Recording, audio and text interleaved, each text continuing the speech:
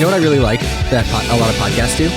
Sometimes the podcast will just start mid-conversation. Kind of in the middle. Yeah. So it's like, oh, I'm just walking into a room. It's exactly. Really natural. That's the fly on the wall kind of concept. Yeah, that I think a lot of people really like out of their podcasts. Yeah, like, for you sure. just kind of want to feel like you're just kind of these are just two guys talking about some stuff. It's like, oh, it's a real coincidence that I like these people. Right. Yeah. Yeah, that's great. I feel like they're my friends too. Yeah. Yeah.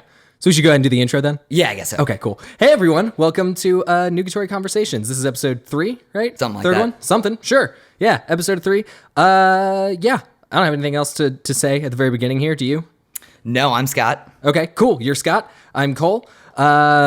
His cat, Miles, is over there. He's licking himself. Yeah, man. We got a new little rug in front of our I noticed that. Yeah. back door there. He loves it. Yeah, Like, that's he great. just wants to, like, lay on it. I think he's like, it doesn't smell like me yet. It's like, but I need to spend a lot of time I can do here. some shit to it. I can make it smell like me really it's easily. Gonna happen. So yeah, he just hangs out there. He just does that It's also shit. he likes to sunbathe, and it's right in front of the. Oh yeah, he's a cat. Yeah, that's what they do. So it's really funny. So my dog Zaxby, she just notoriously has bad breath because of just She's a dog? She's a dog. She eats her own shit and also is just licking her crotch all the damn time. Dogs, exactly. But we just recently switched her food, and so before I left to come over here, I was rubbing her belly, saying goodbye, and her breath smelled fucking horrendous. And Really? It's the food. The food smells bad. It's like, God damn it. It's like, so that's going to be a fun new challenge, but it's cool. She seems to like it. Seems to like the new food. So we were trying to figure out, like, she wasn't eating for a bit. Really? Like, or would she... Okay, so since I started my new job, so like I was not working for a little bit, and so I was just home all the time. Right. So then when I started my new job, she like started getting like separation anxiety, and so even now, she's getting better about it now, but for a while, she would not eat unless Angie and I were both in the room. weird. She would just not eat all day. Like, she would be in the room, in the bedroom with her food and a full thing of water all day and would just wouldn't not eat? touch it until we got there. And then she would eat. But if we like went downstairs or something, she'd stop and follow us. Like, she would not eat unless she knew we were in the room and it was fine to eat. So she's getting better about it now. But we also kind of figured out with her, she just gets tired of her food after a while. And so we just have to switch it like every 6 to 8 months. She's just like kind of stop. I mean, she'll eat it because she has to, but it's just like, okay, like we're like, okay, she's getting like, she'll eat when we're not here, but she's like barely nibbling at it. It's like, is there like something wrong with her? And so we're trying to figure it out. And then Angie remembered, she's like, you know what? Like 6 months ago, I had to change her food because she just stopped eating it. I think she's just tired of it. Like, I think she's just tired of her fucking food. And it's like, all right, let's get her some new food and see. And then immediately she's like, oh, sick. Like, this is, yeah. So just got fucking tired of her food. People don't want to eat the same things. That's the thing. every It's day, like, I was like, so- you know what? Like, I can't really falter for that. Yeah. I would be like, I can't even do meal prep where people will eat the same thing for like a week. Yeah. Like, I cannot do that shit. Like, I gotta have some fucking variety. No, yeah, I'll make, on my days off, I'll make enough food to last quite a few days, and then after a few days of it, it's like I'm just like, done. yeah, It's I like, don't really want this anymore. want pasta anymore. And It's yeah, like, and I feel don't want bad this. because all of this food is going to waste, but Yeah. I'm just like, I really would just rather make myself a sandwich. Like, Yeah, for sure. Or like anytime like you buy a bunch of little Caesars pizzas and then you have a bunch left over, like by day 2, it's like, I don't want to eat need Little anymore. Caesars Yeah. ever again. Fuck Yeah. this place. Yeah. Fuck this goddamn pizza. Yeah. Yeah. And then after 2 weeks, I'm like, you know what sounds really good? That's Little Caesars. That thing that I almost threw up from eating the other day Yeah. or last week. about Yeah. to go get some of that again. How about 6 pizzas, please? I'm not having anyone over. I just wanted to, I'm just gonna. I just wanted to try this again. I just want to have too much pizza. It's like, I know I'm not going to want to cook tomorrow and probably the day after that. Exactly. So there we go. Exactly. Yeah. So Scott, what did you like from this week? Yeah, man. So this week I've been jamming this clipping record. Okay. It's really good. We'll talk about it later, but you and I watched Blindspotting. Yes. Yeah. And Daveed Diggs, that's like his baby. Him and his buddy in the movie, like that's their baby. They wrote it and all that good stuff. Yep. Did they direct it as well, or? I am not positive about that, but Okay. I think so. Okay. Yeah. And he also is the main rapper on this project called Clipping. But yeah, no, he's just obviously a really, really talented guy. Listening to that record this week, he's just, man, he can really rap. He can really write the hooks, and it's a really unique project, like instrumentally and everything. And Oh yeah, I mean that's one of the. Again, we'll talk about Blindspotting a little bit more later, but all of the rapping in that movie is fantastic. top notch. Yeah. So check out the clip. It's just called Clipping. Okay, so just the self-titled record. Yeah, it's from 2014. Okay, Really, that was great album. their most recent one, right? No, so there's another one that came out in 2016. Okay. That's their more recent one. Okay. Do they just have the two, or do they have? I think they have those 2 full-length records and then some EPs, and I Okay. think actually they have an EP that's even more recent than or 2 EPs, I think, that are even more recent than the last full-length. Okay. And I believe they're in the studio right now recording. Yeah, okay, so that'll be full-length. third full length, and that's. I mean, yeah, so it's been 3 years, so Yeah. decent Yeah. amount of time. Yeah, that's super cool. Yeah, he's really awesome. I really like that dude. Yeah, he's great.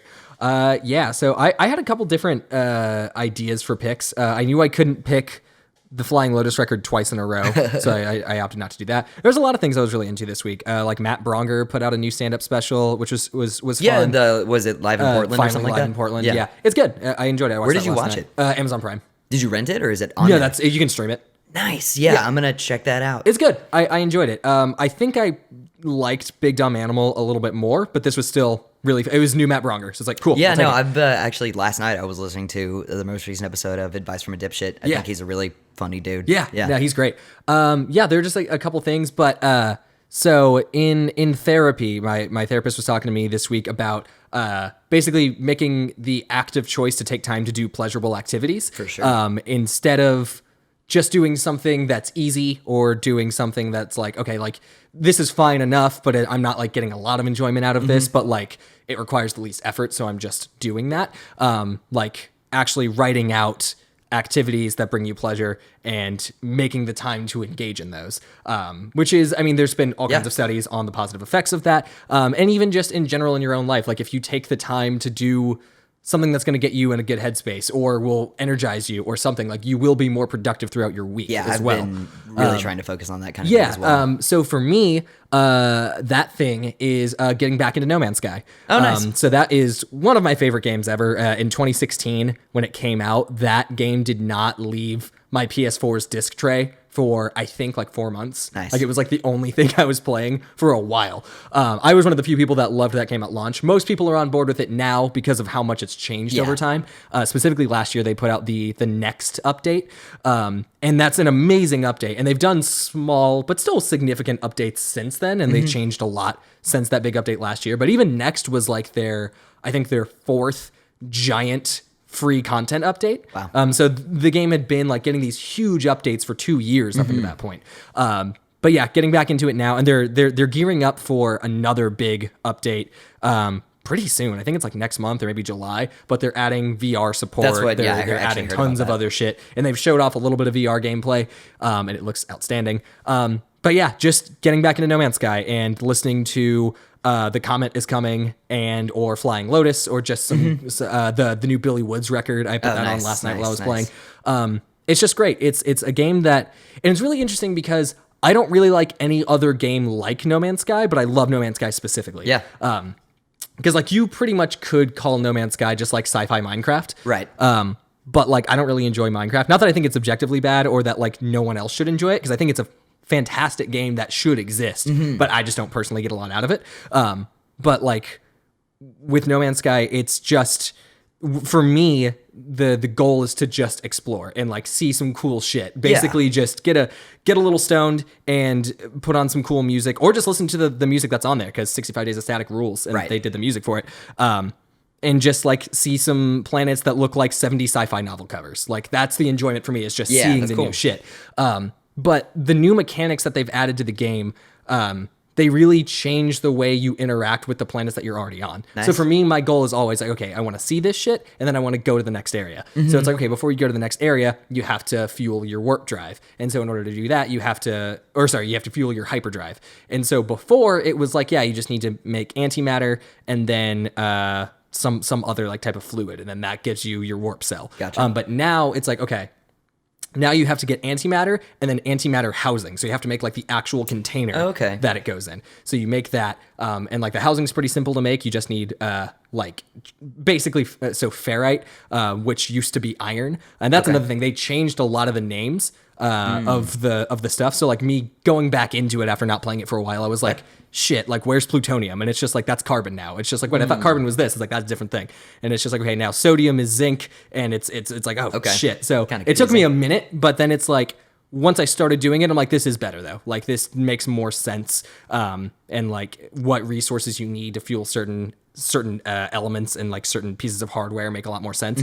But it's like, okay, so to make antimatter, you need chromatic metal. And it's like, okay, well, how do you get chromatic metal? It's like, so you have to find like a rare or semi-rare metal and then refine it. So now they added a refiner. Okay. And so you basically get it, you fuel it up with some carbon, you put the stuff in, and then it goes for X amount of time, normally like a couple minutes. Yeah. And then you pull it out, and then you can craft all the stuff.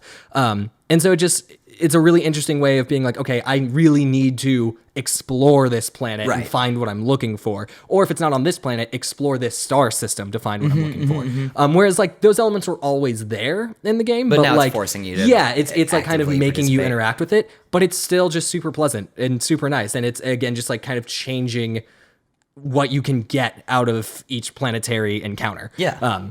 And it's just really cool to see like the continued love that they've dumped into this thing. And again, it's something that I've loved since launch, but like watching it grow and evolve into this new vision is just super cool. Yeah. So play No Man's Sky. It's cheap. It's on every. Oh yeah. Yeah. I mean, it's on PS4, Xbox One, and PC. I think you can get it on PS4 for like $25 or something. Yo, I mean, I bought. Yeah, you have it. Yeah. I bought it for like $5 at yeah, GameStop. because that was before the something. updates, and so that was when people were like, "Fuck this game," and I was raving about it. And you're like, "All right, I'll at least grab it at some point."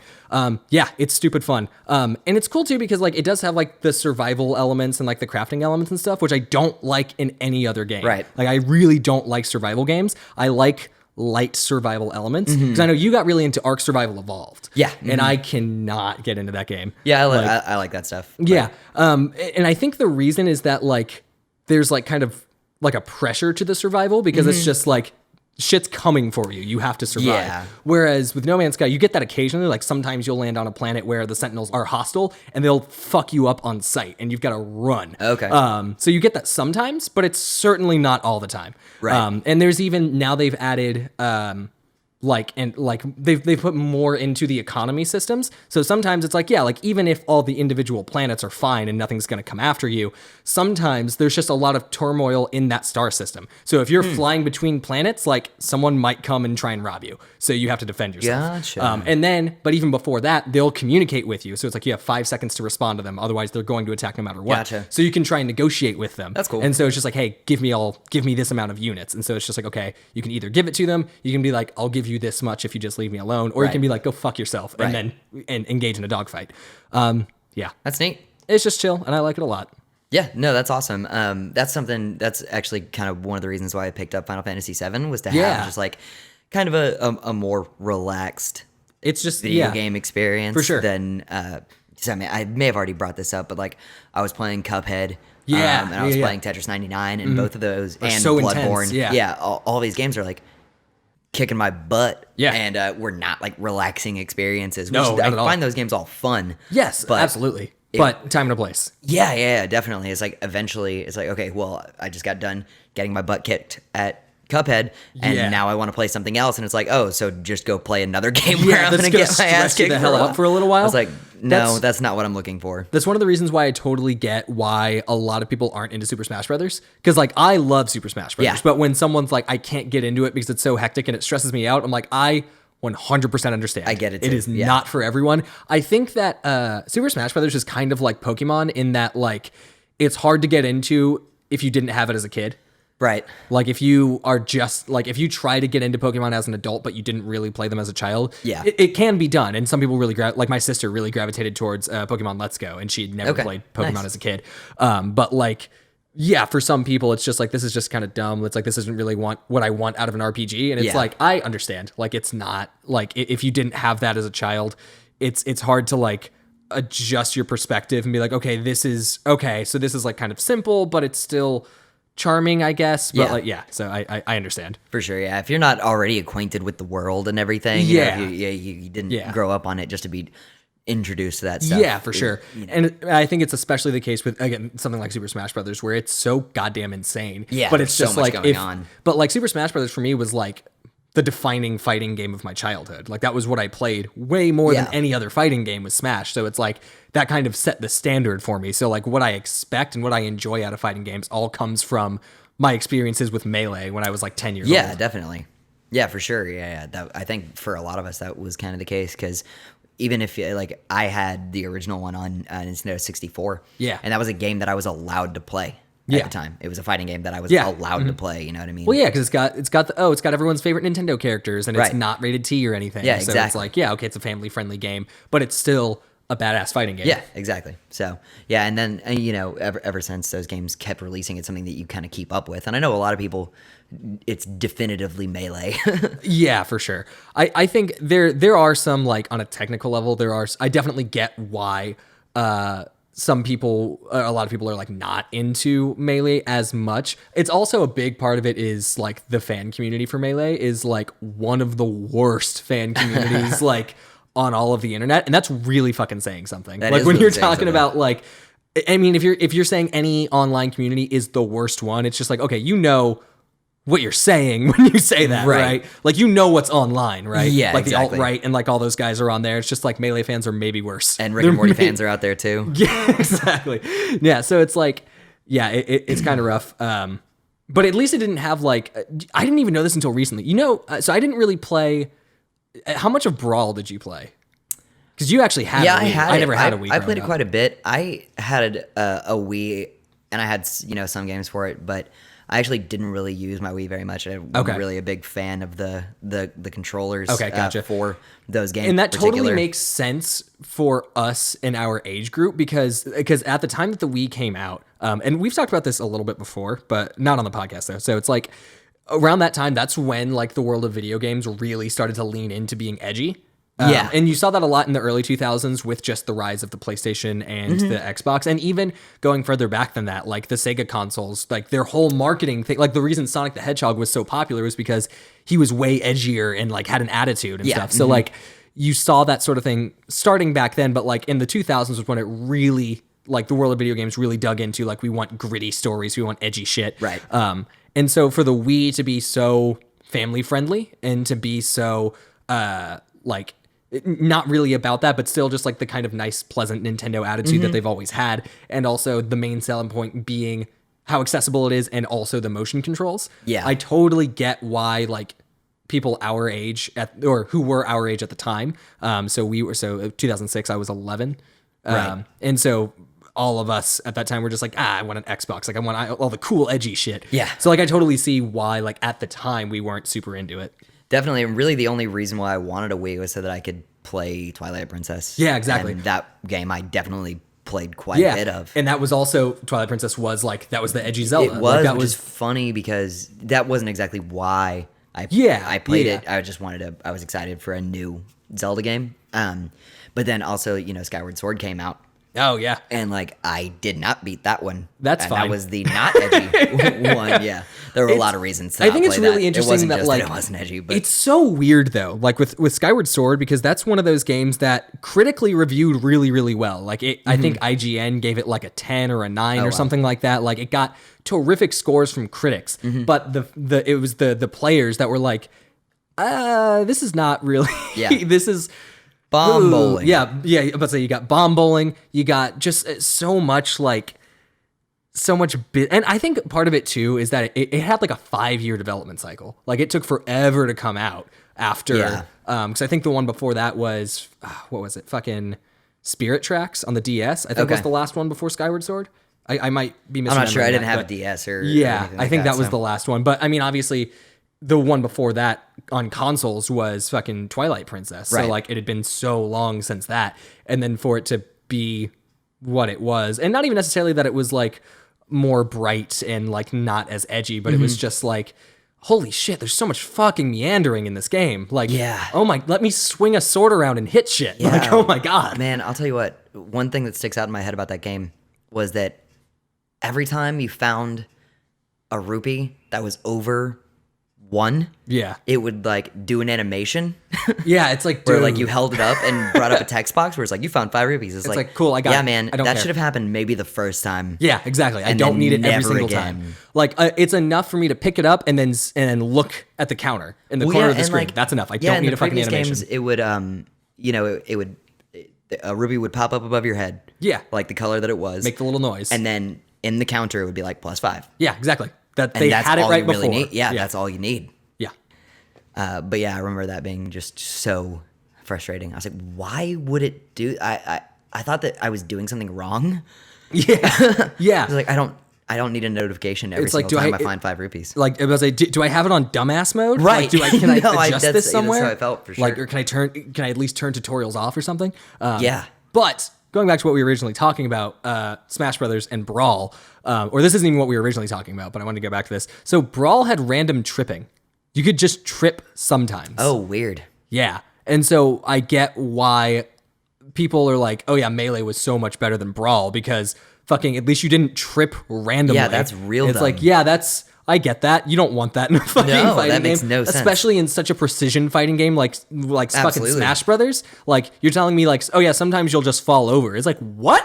Like, and there's, I think maybe in the custom rule sets you can turn that off. I don't know. I didn't. Hopefully. Because again, I never owned a Wii. I've spent very, very little time with Brawl. The most time I spent with it was back when we were living together in Hermitage, and you and Tyler played through the Subspace Emissary.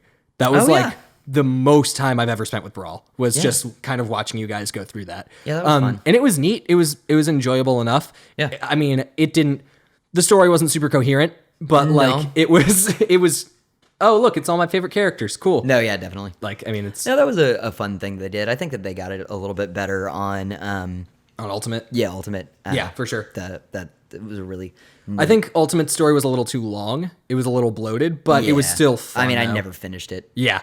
It's still cool. Like I like the I like the map. I was gonna say the map is so gorgeous. It's so fucking pretty. And I love the idea of like the spirits. Like that whole was cool concept too. is really great, and being able to fight enemies that are based on specific spirits, or like not even necessarily that the enemies are based on them, but it's like the whole presentation was like, okay, you're fighting this character, so we chose this stage with these settings because that represents this character. Yeah, and it's just like it's a really fun. That's way a really to introduce, cool, replacement for like the trophies.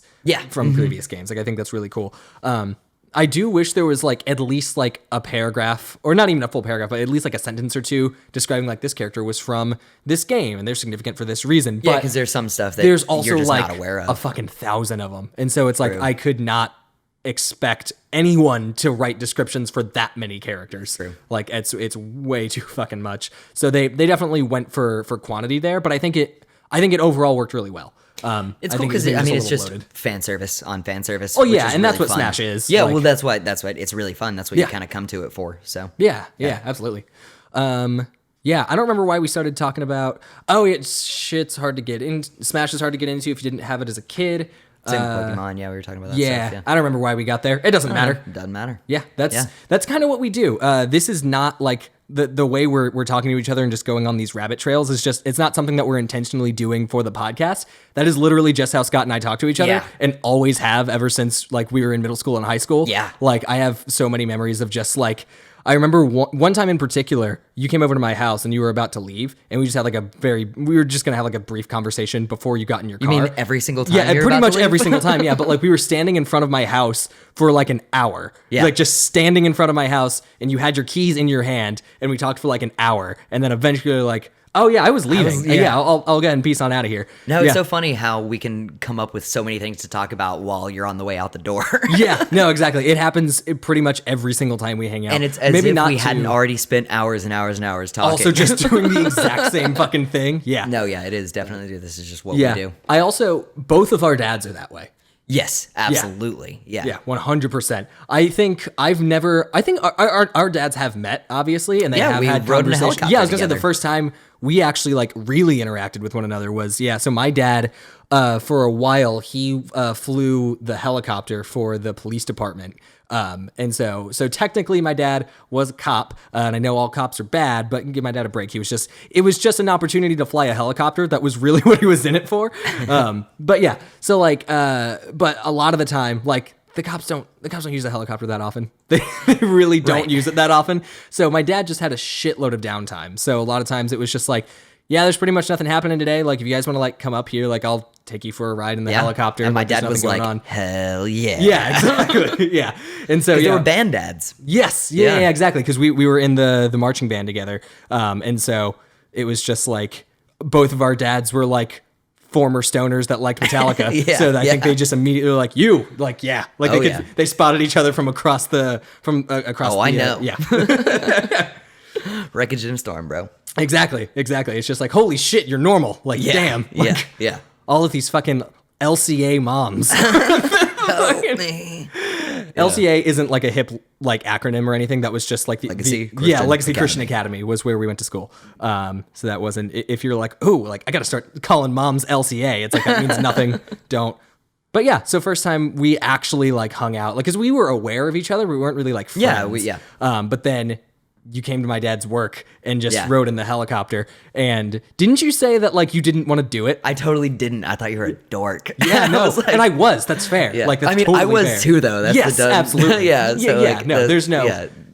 Yeah, middle school superiority complex. Oh, But, yeah, like, for sure. yeah, I was like, no. And then, no, we had a great time flying in a helicopter. Yeah, it was fun. Yeah. And then like we just sort of started talking and then realized we liked similar music and stuff. Yeah. And then the friendship flourished from there. It surely did. It surely did. And now we're here. That was a Yeah. long time ago, dude. It was so that was 2007, Wow. right? Yeah, so about 12 years ago at this Yeah, point. that's wild, man. Holy shit. Time flies, dude. Yeah, that's bananas. Could not have imagined that this is what we would be doing whenever I was in that helicopter. No, absolutely by any not. means. I didn't really even know what a podcast was. So, I don't know if they probably did exist, but they were did. definitely not. No, they definitely did. at Because I all actually on my remember. radar. So I spent pretty much every weekday at 6 o'clock from 2006 until 2012 watching Attack of the Show. Okay, yeah. And they talked about podcasts on there, like Oh, when really? because it was just like, yeah, you can upload your own audio recordings and shit onto iTunes, and it's just like, okay.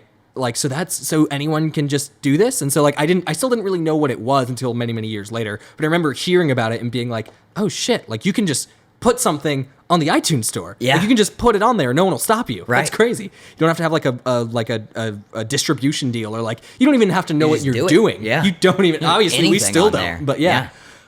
Also, if you guys hear some background noise going right now, we apologize for that. It's Scott's air conditioner is very weird. They just installed a this. new, like, they're trying to do this smart home shit in our apartment, and there's just not a way to turn the fan off. There's literally not an off setting. You can set it to off, but the options for fan are auto, on, or circulate.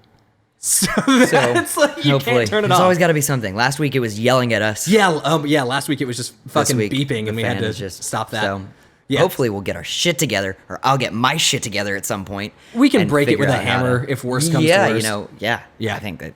But then you just can't use the AC at all, even when we're not recording a podcast. And so generally you want to Yeah, have I guess it. you do. It is summer right now. Yeah. And it is hot out there, let me tell you. Fuck that noise. Yeah. Fucking terrible. But yeah, so sorry about the fan, but Yeah, that'll happen occasionally. Yeah, what were you just talking about? who knows, man. Who gives a shit? It doesn't matter. I did have This is nugatory conversations, not important conversations.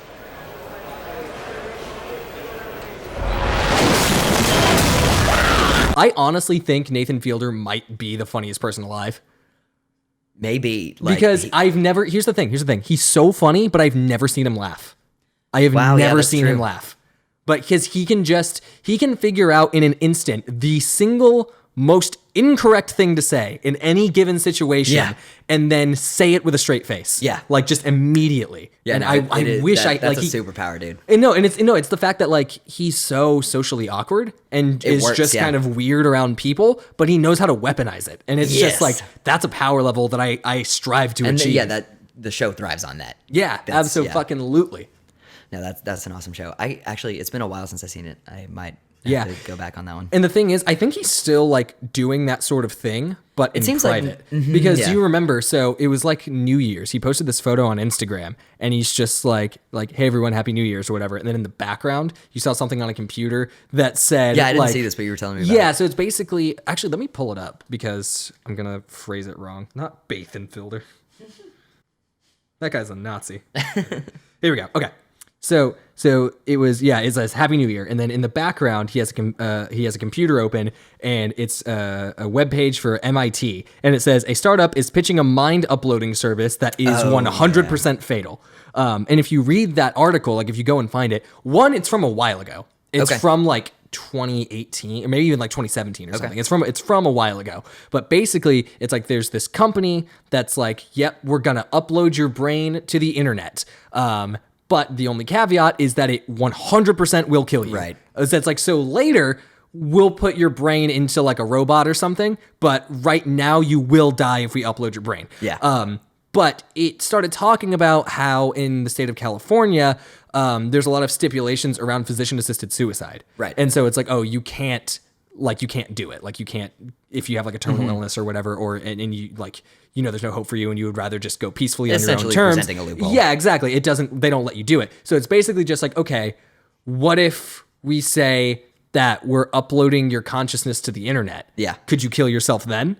And so I think, but obviously there's no more Nathan For You. Like there's no more TV episodes So that are it's going to just be a made. concept. So Yeah. it's just like, is he fucking doing it? Like, is he actually still doing the show just off camera? Yeah. Like just using his own money and resources Yeah, to let people commit physician-assisted suicide under the guise of them uploading their brain to the internet? It's genius. It's fucking genius. Like it's so, and that is the whole show too. It is, Like it is like all of these ideas are like obviously terrible, but it's like at the end of the day, every single small business on Nathan For You did get massive exposure because they were on a cable show. Yeah. Like they were on a Comedy Central show. So even if his ideas were batshit and didn't work, they still were effective because these people got free advertising. Yeah, 100%. And there were, I mean, the true reach of that show is insane. Yeah. Like whenever Yeah, you it really see some is. of those episodes and like the fake Starbucks I was thing gonna and say, how like, no, crazy like massive I that actually was. remember hearing about the dumb Starbucks Yeah. thing long before I ever knew what the show was, and then finding out later, it's like, holy shit, that was like part of Just massive. That was part of the show. Yeah. And I'm shocked he does such a good job of like covering his tracks so that no one knows before, like, or no one knew about that it was him before the episode. Well, that's another reason why I think that it was a good thing that it ended whenever it did. Yeah, because eventually couldn't get it's away just, with it anymore. Yeah, exactly. Because it was reaching such a level of popularity that it's like it's going to be way harder to do this accomplish, show. yeah. So that totally makes sense. But I mean, he's gonna make more stuff, and I'm just very excited to see. And he's funny online. Yeah, I was gonna say Like, there's a whatever lot the of good hell stuff. he does next. I'm just super. I just want to see it. Like whatever it is, I'm on board. No, he's definitely a comedic mind for sure. Like you said, maybe one of the funniest dudes. Yeah, absolutely. I love him and Tim Heidecker interact a lot online because for those who don't know, Tim Heidecker is one half of Tim and Eric. They did Tom Goes to the Mayor, Tim and Eric's Awesome Show, great job. Kind of like they were kind of responsible for pushing alt comedy into the mainstream. Yeah. And so, but they have a production company called Absolutely, and that was the production company for Nathan For You. So Yes. yeah, so Yeah, obviously yeah, they yeah. knew each other and had worked together before, and it totally makes sense that like someone like Tim Heidecker would see like the value in Nathan Fielder's like 100%. comedic sensibilities. Platform. But yeah, like they will interact on Instagram and stuff, and it's always really funny. Like Yeah, both of those guys are hilarious. Like I also love Tim Heidecker and everything that he's doing right now. yep, it's some good shit. Yeah, do you want to talk about Blindspotting? Yeah, dude. We watched Blindspotting this week. Yeah, so that was a movie I think you talked about a little on the last episode. Yeah. You mentioned it kind of briefly, but give like a rundown of what the movie is, like for anyone that doesn't know, because I'm probably not going to do a good job of explaining it. And you've seen it 4 times. Yeah, I've seen it. I've only seen I it once. freaking love this movie. And I really want to handle like talking about it with care because it's a really important movie that I don't Absolutely. think either one of us are truly like even equipped to Yeah, like, not even close. really analyze or understand. Yeah, no, I mean, completely. we are definitely, depending on when this episode comes out in relation to my second video essay, we are in the secondary audience for this piece of art. Right. But anyways, continue. Yeah, so more or less, it's a movie about the gentrification of Oakland and its Yes. effects on just the people that live there.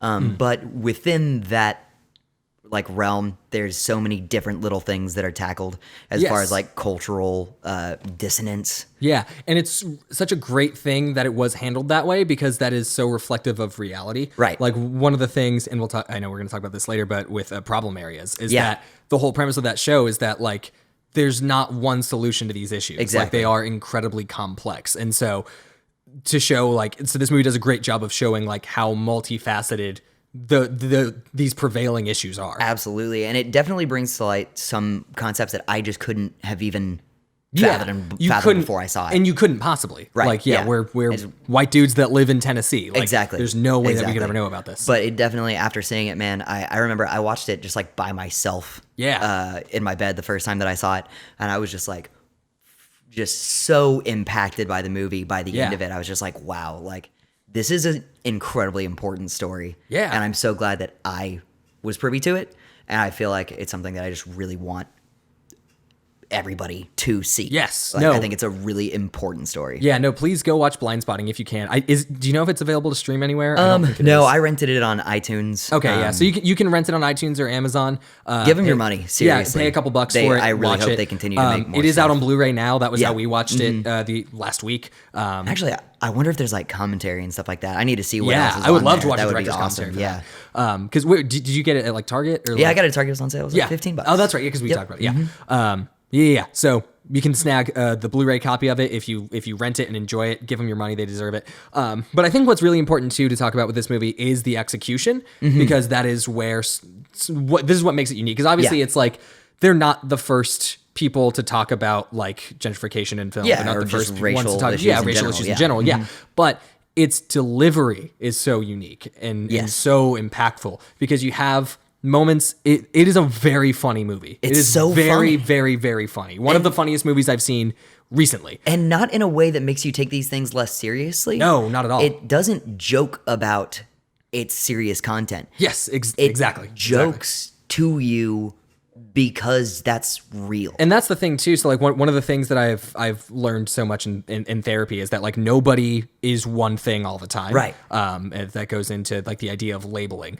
So it's like, oh, like this person is just this. And it's like, no, that's not true. It's like that every human being is complex. And this movie does such a great job of showcasing that. And it's also really important that they do because like you can't be in that like political downtrodden mindset 100% of the time because it'll fucking kill you. Yeah. So like you have to have those moments of reprieve, but it's also not just reprieve for the sake of it. It's because, yeah, like you said, it's very real. Like, Yeah. And and that kind of goes into the next thing. It builds is the that- characters. Yeah. It goes into the next thing, which is these characters are so fucking believable. Like Yes. they are real people that you Yes. really recognize. And those are some of the strongest parts of the movie where it's like moments that aren't necessarily funny per se, but they are just genuine human moments. Like I specifically think about the scene where the dude's in the kitchen with his wife. Yeah. Yeah, and they're they're just talking, sort of like bantering, playfully and, flirting. Yeah, and it's just, I mean, obviously, but not just flirting like a new couple might, but flirting the way that like a real couple, like they've been together a while. You can tell they know each other really, really well, and they obviously have a kid together. So it's like the way that those two would interact in a kitchen by themselves is very different from how a young couple might, or a couple that's been together for like 50 years might interact. So they just, not only did they nail the human interaction, but they nailed like that told us so much about their relationship. And, just that one scene. And they also didn't the have individual characters. Yes, yeah. Not only, it showed who the characters were individually, but also how they work in tandem with one another. And it tells us about the relationship without exposition. It's not like, oh, we met here and did this thing and then did this thing, and there's no montages or any bullshit like that. Just in that moment, that gave you all the information you needed. And that's such effective storytelling. And it's really interesting because that character you may even like call the villain, sort of. Yes. In a way, there's kind of multiple... I think the antagonist is society because we live in a society. Right, but definitely. Yes, but in many ways, he the best friend is kind of the antagonist. And seeing him interacting with his son and his significant other in that way really humanizes him and shows you that he's not just this bad guy. You know what I mean? Or just this fucking shithead. Yeah. No, he's and that's the thing too. Overall, like I have more positive feelings about that character than negative, and which again goes into not labeling and not nobody is just one thing all the time. It's like everyone is multifaceted and complex. Like if human beings are consistently one thing, it is inconsistent. And that's kind of really what the movie is about at its core. Yeah. That's why it's called Blindspotting. Yes. I'm sure everybody has seen the image of the two faces or the vase. Oh yeah, right? no, I remember seeing that in like my first art class. Yeah, in, it's like, a really, first grade really or some common shit. image. And more or less, the movie is sort of describing our main character and really all of the characters as this two that like you said, everybody's multifaceted. Yeah. That whenever you look at a person, if you It's like, are see you the gonna face see or you see the two faces, people? Yeah. it's both. Like you are both of those things and more than that. Yeah, absolutely.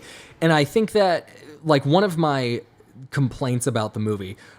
So first of all, like this movie, I don't believe in like necessarily like rankings or like giving anything a number score because I think enjoyment is complex and I don't think condensing it down to a number or a letter ranking is particularly helpful to anyone. Yeah, and I think especially like in gamer nerd culture, like these fucking dorks just can't handle it. They can't handle number scores, right? And they freak the hell out about the number. And there's a whole lot to be said about that, especially with IGN's ranking system, because it's like IGN, they don't actually, the writer doesn't give the score, the editor does. So the writer writes a review without a score in mind, and then the editor's like, that sounds like an 8.5 and puts it on there. So that's why if you ever like watch or read an IGN review and you're like, that number doesn't sound like that review, because it wasn't done by the same person. Right. And the writer also wasn't thinking of a number score, which should tell you everything you know, everything you need to know about why that idea is dumb. Yeah. But anyways, but like one of my only, but either way, that all that is to say, if I were to give this movie a number or letter ranking, it would be very, very high. But pretty much one of my only gripes about the movie is super, super surface level and super, it doesn't actually matter. Same here, it doesn't make it a worse movie or a worse story. But like that moment with when they're talking about the picture and like introducing the term blindspotting, was like not subtle at all. No, it was very clearly like this for sure. This is the thesis of the movie. Yeah. Which is fine though. And I think that was probably an intentional choice because they had to make sure that people fucking understood it. And that's the thing. And we talked about this a little bit as soon as we got done with the movie, is that I don't think that this movie or the writers of the movie are assuming that their audience is dumb. No, not at all. Things like that do sort of make you feel like they really need to hammer this point home. Yeah. Because maybe some people aren't catching it. Yeah. Whenever I mean, because I was able to catch it doesn't mean that everybody would be able to. Exactly. So we are also advanced movie viewers. Oh yeah, so 100%. Yeah, I mean, have you heard us? Yeah, obviously, listen to the. Go back, start this podcast over, and then come back tell to me this that point you and tell me don't. that I'm not a genius. Right. Come on now. No, but like, and also, it's and again, it is such a small nitpick because like it's pointing that out and not also pointing out nothing else about the movie is fucking subtle either. True. Like the whole movie is so big Yeah. and so expressive, and that's what's good about it. So like Yes. the fact that the main thesis of the movie isn't stated in a subtle way either, that's all still part of the execution. Yeah, so it's just a definitely. very personal thing for me. It's just like maybe you could have made it a little more subtle, but even then it's like, but it's not out of place. No. It didn't feel wrong in the movie. No, and I definitely, it was definitely a standout moment for me whenever I watched it the first time too. Where I was like, oh, well, there. It's like, there it is. There's that thesis It's the statement. name of the Yeah. movie. Yeah. Also literally the name of the fucking movie. But that being said, it didn't necessarily take away from my overall experience or what is more important, the story that's being told. At all. Yeah, absolutely. So, but that the reason why we ended up watching it is because you had me watch the first episode of Wyatt's Next Problem Areas. Yes, yeah. And I find that both of those things have like parallels as far as the kind of the content. Yeah, so Wyatt's Next Problem Areas is a show on HBO. I think by the time this episode comes out, the show will be done, and unfortunately is going to be done for good. They had 2 great seasons, but HBO decided not to pick up a third. But it's one of those things that like, I'm glad it got to exist in the first place. I would love more, and I think they could continue to grow and evolve and make this into an insanely powerful show. Not that it wasn't already that, but like, I would love to. The execution was so strong, but it still felt like they were just finding their footing. So it's like, if they got the chance to do another season and like really expand on what was working and what wasn't, like, I think it could have been like truly. There's definitely a good thing there at heart. And it definitely has sort of a similar vibe to like Adam Ruins Everything. Yeah, in this for like sure. educational, but it's an very educational show, but it's also like so very it's funny. It's an HBO political comedy series. And John Oliver, who is host Last Week Tonight, which is the most popular HBO political comedy series. He's an executive producer on this show. Okay, nice, yeah. And you can really tell because one of the reasons I really appreciate Last Week Tonight isn't just like it's a white guy at a desk talking about politics, and I like that. It's not that at all. But it's the fact that Last Week Tonight focuses on smaller issues. Like, yes, they do talk about Trump, they talk about federal shit, of course, but they also fully acknowledge that smaller issues are going to affect your day-to-day life more. Yeah. And those so often get overlooked, especially in the media landscape that we currently have. Right. Everyone's just talking about whatever the hell Trump just tweeted or whatever thing that fucking AG Barr just did or whatever. So it's like, okay, let's take a step back from that. It's like, and realize like, hey, do you know what's going on? Like, do you know what a crisis pregnancy center is? You probably don't. Well, it fucks with a lot of people, and it's really important to talk about. So we're going to do that. So yeah, so Why It's an Axe Problem Areas is very much in the same vein where they tackle smaller issues. But the way the show is set up is that the first half of every episode is just about something. It's about something different every episode. So sometimes it's about student loans or space or whatever. And then they do a segment called A Modest Proposal, which is just kind of done with overdubs and stock footage and stuff. I've seen some that are obviously really like, okay, this could really work. It's like, this is actually a good idea, and then others are way more silly. A little bit more goofy. But like that's the idea. Like obviously that's why it's called A Modest Proposal, because obviously like maybe eating the children isn't the best solution, but like it works all around. The one that comes to mind for me is the chicken bones thing with the dogs, which is like a genuine issue. You know, it really fucking actually. When I used to live in this apartment complex, like walking Zaxby was always like, all right, I gotta be on the fucking lookout for people's fucking chicken bones on the ground, which so I is gotta so pull strange. away from it. Like, how is that happening? How are you eating chicken wings outside, and then it's like, well, I'm done. Gravity, take the wheel. Really, really, really strange. But also, like, their modest proposal was to have these bins, like recycling bins for chicken bones, so that you could make bone broth out of it. You know exactly. What I mean? Which is like, obviously, nobody's gonna. Like, it's not gonna happen. It's not gonna fucking. No one's gonna invest money and resources into that. But you can't sell that bone broth. Like, you just can't. The bones came from the ground. No, but like the point is that this is an issue, and there should be some way of figuring it out. Mainly, just don't throw shit on the ground. Yeah, that's an Either easy way. one. Yeah, but there's also one of my favorite ones was like. It's like, can you imagine trash how? Can. Yeah, one of my favorite ones was like, hey, you know how traffic sucks, right? It's like, but imagine how much worse it would be if we didn't have lanes and traffic lights and all the other things that make the road function. Well, you don't have to imagine, because that's what the fucking sidewalk is like. So let's put lanes on the sidewalk, which obviously like no one's gonna do that, but it's like, that's not a fucking terrible idea though. Like, we should have lanes on the sidewalk. So that's the first half of those episodes, and then the second half is exploring a different facet of a unifying topic. So the entire first season, the second half of every episode is about policing. Yeah. So one episode is like, hey, you know how often police sexually assault people? It's a lot. Or it's just like, okay, like what's up with cops and guns? Why are they always fucking shooting people? So like, and so it kind of goes to show like the mission statement is that like, major police reform is super necessary, but there's not one solution. So like we're talking about, I think there's like 10 episodes in the first season. So it's like, these are 10 different things that require tons of time and resources and attention to fully understand. And this isn't even all of it.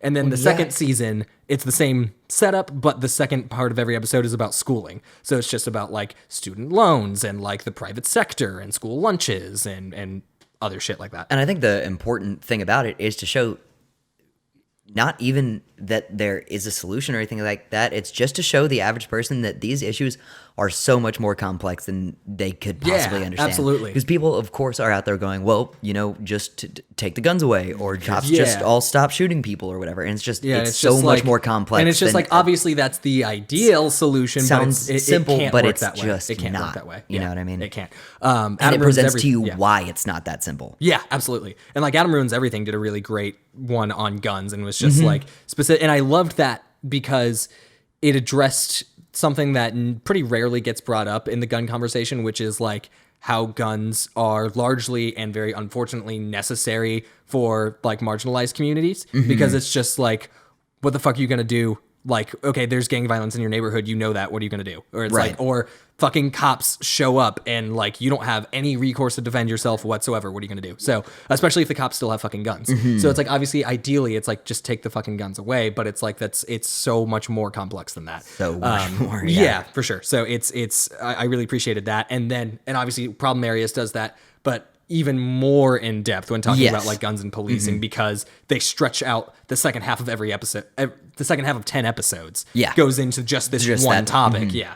So that's really cool. But the thing I love the most about that show is the execution, because so the set looks like this like late 60s, early 70s, like sci-fi really cool set, aesthetic, something out of a fucking Kubrick movie. Yeah. Like it looks so fucking clean and nice. The editing is amazing, especially in the first season. The editing is so great. The comedy writing is amazing. The music is fantastic. Like throughout that first season, you have these like lo-fi anime chill hip hop beats. Not really, but like sort of like that. But then you also have these like really cool like electronic passages, and then these like fucking like pretty much straight post rock bits with like guitar delays and shit. And it's just like so varied and so effective. Like they really crushed it on the first season. Second season's still good, but it's not, I hadn't been noticing like as many like fuck yeah moments as I did in the first, but even still. Just I've never really seen a show do that with that level of style and execution so dialed in from the very beginning.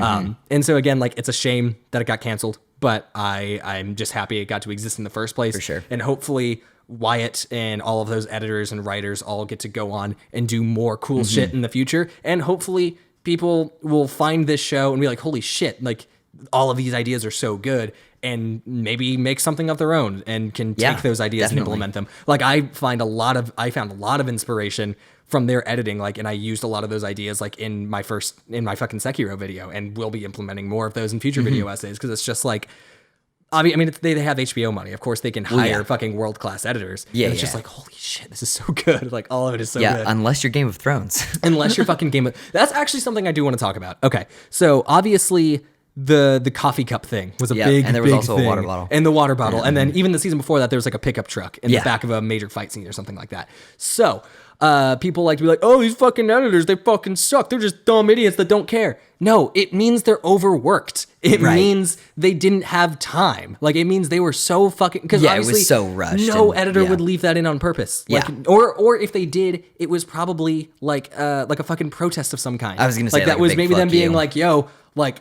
You did not give me the time or resources. Like, I have to edit these episodes super quickly. Yeah. It's like, I don't have fucking time to open up After Effects and hide the water bottle and then import the clip in again, because that's going to take like a fucking hour to do. Can you imagine how long it takes to render those episodes, dude? Yeah, no, it's the export time. And obviously they'll I'm sure they have very powerful computers that they're not running off a fucking MacBook like I am. I was going to say. But even still with those, with all the CGI and budget, everything and all the doesn't compiling. mean at a certain point it can only go so fast. Exactly. And plus, it's obviously not just one editor; it's a whole group of people handling different things. But even still, like, so that goes into like it's 3 editors exactly.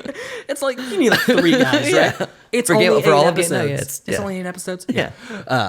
But yeah, so it's like no one would do that on purpose, and it doesn't mean that these editors are bad. Like it probably meant it's like, okay, fucking, I have 2 shots to choose from here that I can put in this spot. The shot has to be there because it's establishing, it shows where characters are in relation to the space that they're in. It has to be there. Okay, so this one is a much better shot and it shows the characters better, but there's a fucking water bottle there. Yeah. And there's another, and then the other shot fucking blows, but there's no water bottle. Yeah. And you don't have time to fix it. Which do you choose? Right. I would choose the water bottle one too. Yeah, like, I would do the same fucking one. For sure. Or the fucking Starbucks cup in that. Well, it was both. But either way, yeah. But it's still like the same idea. Like, if you don't have time to fix it, you choose the better shot either way. And if someone notices, too bad. I don't have time. I don't have time to worry about it. Right. So it's like, for sure. I think... And obviously, I mean, to a certain extent, like, the people pushing it out don't care as much. Yeah, you know what I mean? If they're forcing you into making these things this quickly, like, so it's like, they don't, if the Starbucks cup makes it in there, you know what I mean?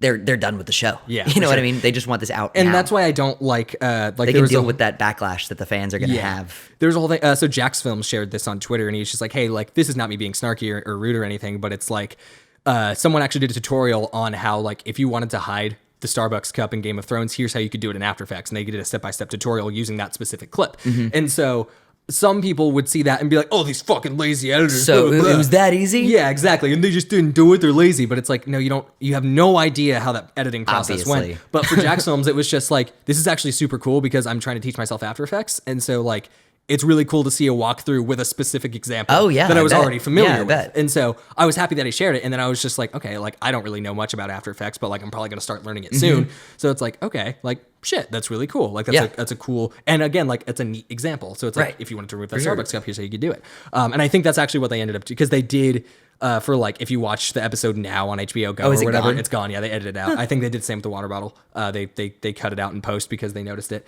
And it was such a big internet thing. I would leave it in, but that's just me. Yeah, same. I think it was funny. I heard a little conversation around that the Starbucks cup. Fiasco. Yeah, Whatever adjective you want to toss on. being some Starbucks money. Oh, okay. You think it was product placement? Yeah. Okay. Yeah, it's like, put a fucking Starbucks And in. that somebody I heard, I can't remember who brought that up, but somebody brought that up. And The thing is, though, I think Howard Schultz obviously doesn't run Starbucks anymore, but if he did, I think he would be like, all right, let's invest in time travel so that we can go back in time and put Starbucks in Westeros. Yeah, definitely, And it's right. just like, Westeros isn't real. It's not a real right? place. Like that was, it's fictionalized. It's just like, you get what I mean. Yeah. Connor O'Malley would do it. But yeah, time travel, Westeros, all that shit. It's fun. AC's on again. it's great. It's Love great. it. It's great. I love awesome. it so much. It's so good. Great. Oh man. Okay, so there was something you wanted to talk about. It was a clip that was making the rounds today. Oh, shit, yeah. Or was it just today, or like a I couple don't days know. ago? I saw it for the first time today, and then I also caught it like on a podcast that I was listening Yeah. to today. So I don't know how long Yeah. it's been around. So, and but by the time this comes out, it'll probably be weeks old. But it's still it very doesn't matter. bothersome anyway. So. Yes. Yeah. So basically, there is the leader of a megachurch. Do you know his name? I don't. Off the top of your head. Doesn't But matter. Don't give him. Yeah. Who gives a shit? But this basically this dude. He bought Tyler Perry's private jet. Yeah. And he used church donation money to do it. Which I think just on its face. Yeah, it was already we like, can all Jesus agree. Christ. Like, no, don't do that. Jesus Christ would not approve. Right, exactly. Yeah, and he said it many times, not about jets specifically, but about wealth and all that shit. Yeah, so like, so basically this dude gets confronted with a journalist who I do want to learn this journalist's name because she's amazing. Yeah, no, she was she fucking freaking fantastic and killed she that, deserves yeah. all the credit in the Yeah, world. absolutely. But yeah, so she basically just like tries her best to keep this dude on topic, and it's just asking very clear and very simple questions, and it's just like, hey, okay, you said that you bought a private jet because you don't want to fly In a tube. Yeah, in a with tube with a bunch of demons. demons. Yeah. It's like, what did you mean by that? And he just meanders around the Yeah, he was question. dodging the question, and she was just like, "Do you think human beings are demons?" And he He's like like, snaps. dude, it was And he's- scary. Like, and he's his just eyes like, are "I never dead." said that, and Yeah. don't you dare say I said Yeah. that." Like, Yeah, it was very quick. yeah, it's a little scary. It I was- will say it- it was yeah. scarier because I watched it the first time without audio because I saw it on Twitter and I was just reading the subtitles. So like the first time seeing his face and those words, I was like, oh shit, is he like fucking screaming at this Yeah, woman? yeah, And then I watched yeah. it again with audio, and he did switch to a stern tone of voice, but it wasn't actually all that scary or anything. Well, but you it's still, imagined it like- being more Yeah, over the top than it was. Exactly. Whenever I And watched it honestly, for the first that's- time, it still is this Yeah. drastic Yeah, jump it's to a being fucking really snap. aggressive. Yeah. But I'm sure that like level of fear that I felt just seeing it, I'm Is what sure she that's felt. is Yeah. what she felt. Even if his tone of voice wasn't that bad, it was still Oh, he like got she was his probably fingers like in her face. Like No, he was he like did. he was being very Yeah. forward and aggressive. yeah, for sure. And obviously, I mean that's a tactic of a person that's under fire. You know Yes, what for I mean? sure. No, that's he the tactic felt of attacked and he I was went gonna into say, of a defense mode, guilty yeah. person. Yeah. Is that you get aggressive like that. Yeah. And yeah, every question that's asked, he's just kind of like not giving a straight answer to just it. dodging around it. Yeah. But it's so obviously that whole issue is kind of why like I am very I'm a strong believer in the idea that churches need to fucking pay taxes like everybody else. Right. Just in general. But like in this specific situation it is so damn egregious. And like he tried to justify it by saying, well, the jet was actually like pretty cheap as far as private Right, jets 'cause go. Tyler Perry is such a Yeah, nice 'cause man. Tyler- He he's gave like, it to Tyler me. Perry's such a He was great dude, and I it's just barely like- even paid for the jet. Yeah, and it's just like, you didn't barely pay for it. You Yeah. either paid for it or you didn't. So, Yeah, like, yeah. you don't really get to, Yeah. like, I'm glad you got a deal, but maybe you should not use church money to do Right. that. Maybe. Just Yeah, maybe. no, I think Just maybe. Yeah, 100%. And then she brings up so many great points, and Yeah. she asks him point blank, like a lot of people don't like the idea of Of a pastor living a life of luxury. Yeah, It's exactly. like, do you agree with that? And he was like, no. and nothing. That's else. basically, he He's was like, she was like, what would you say to these people? And he's just like, they're wrong. yeah. And so then, because she's a fucking rock star, she was like, okay, so in the Bible, Jesus said that it's more difficult for a wealthy person to get into the kingdom of heaven than it is for a camel to pass through the eye of a needle. And he was like, well, he said that in the Bible. And it's like, Yep. yeah, that's where he said everything was in the Bible. Like, that's where all of his stuff is. That's what the Bible is that's like, here's all the shit Jesus said. Like, that's what it is. And he pulls out his trump card. Yeah, exactly. And so goes, well, all things are possible through God. Yeah, and it's just like, even disobeying God is possible it's through God, except for it's not, because the only unforgivable sin is the rejection of Christ, and by not following his teachings, that is rejecting him. Right. So it's like, which is obviously just a big dumb logic error that he was aware of, but he was just on the spot deflecting. Yeah. He's not. And you can tell. It's almost as if the leader of the megachurch is acting in bad faith. That's weird. crazy. That's Super insane that weird. might happen. Yeah. Well, obviously he wasn't, though. He was just Could have been. a little confused, maybe a Yep. little tongue-tied. You know, it's whenever It's cool. You know, reporters come at you and they're constantly attacking has you, and the they're constantly, who says that I shouldn't have a private jet? You know what I thing mean? is, Who are you to tell me I shouldn't have a jet? He has the love of Christ in his heart, And she just didn't know that. extends that. Exactly. And you know what? I think she might have been Jewish.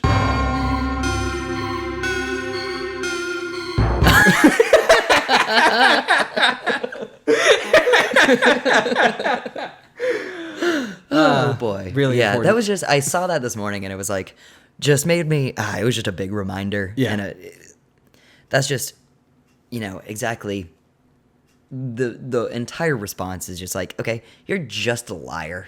Yeah, no, he's know, just you're he's just just a another liar. like what a billionaire not being honest Right. about It's like no it's Because he couldn't, even if he just couldn't say, like, I bought the jet because I wanted a jet. There's no world where he can even just say that. yeah, for sure. Because then he loses Yeah, for sure. so much. And that's like why Republicans, like party line Republicans, or a lot of them, like I'm using sarcastic air quotes here, try to distance themselves from Trump, because his thing is that it's not necessarily that Trump is doing anything out of line with what the Republican Party has been since the fucking Nixon era, because he's not. Like, he's just continuing the same types of policies and the same types of evil bullshit that they've all been doing, but they've been doing it much more politely, and they've been doing it a little bit, maybe a little bit more secretively. But Trump just like comes out and says it, and he's like, yeah, I'm evil as shit. Like, what fucking what? So they're just like, ugh. So like, that's kind of like, that's like his whole thing. He's like, I can't just come out and say that I'm evil. Exactly. So like, I've got to try and deflect and dress it up, and like, so he's like, let me pray for, like, he didn't he say like, let me pray for a second. I think he called her like baby or darling or something. Yeah, It's just, like, fuck really off. gross. Just so sleazy. Yeah, gross. and it's fucking. you know What is it with Republicans and spray tans? Yeah, I don't know. Why do they like it so much? Do they? I think it's. Did they watch Jersey Shore and were like, fucking yeah, dude. Dude, Like, those are my people. Yeah, it's like, Yeah. they would vote for me. They're dumb. But I'm sorry. No, I'm not. But You would think that when you buy the private jet, you would come up with a story from whenever somebody confronts you would about think, it. Yeah, it's like You would think that you but would see, have an actual But I think that plan. speaks volumes about how deep this goes, like, and how much of an issue it actually is, and like how fucking toxic and horrible like the ultra wealthy are for society in general, is the fact that he didn't even think to come up with a That's fake true. story. He That's didn't even true. think to, because he knew he knew he didn't really have to. And the Yeah. thing is, like, he might come under a little bit of fire. He might be in the spotlight for a Right. second. But, like, the way the fucking internet is, the way the news cycle is, like, this is going to blow over. Oh, yeah, Like, no. he's going to It keep, doesn't matter. people are going to It keep doesn't even- donating to it the doesn't church. matter. Yeah. Yeah. It's just again, just a reminder that these shitty people are out there and just existing. And you know what? The thing is as much as it doesn't matter, like, we do have to appreciate that journalists for going out there and again, like, it's a reminder. Like I said, Yeah. it's a reminder. Like, don't forget that that's what's out there. Yeah. No, absolutely. And that's why it's so shitty to see, like, just this massive attack on the press. Yeah. That you're constantly seeing. And not just from, like, the Republicans in Congress and Trump just being, like, calling them the enemy of the people and shit. Like, it's not even just that, but it's smaller dudes. And this actually perfectly brings me into another thing I wanted to bring up. So dudes like fucking Steven Crowder. Do you know who that is?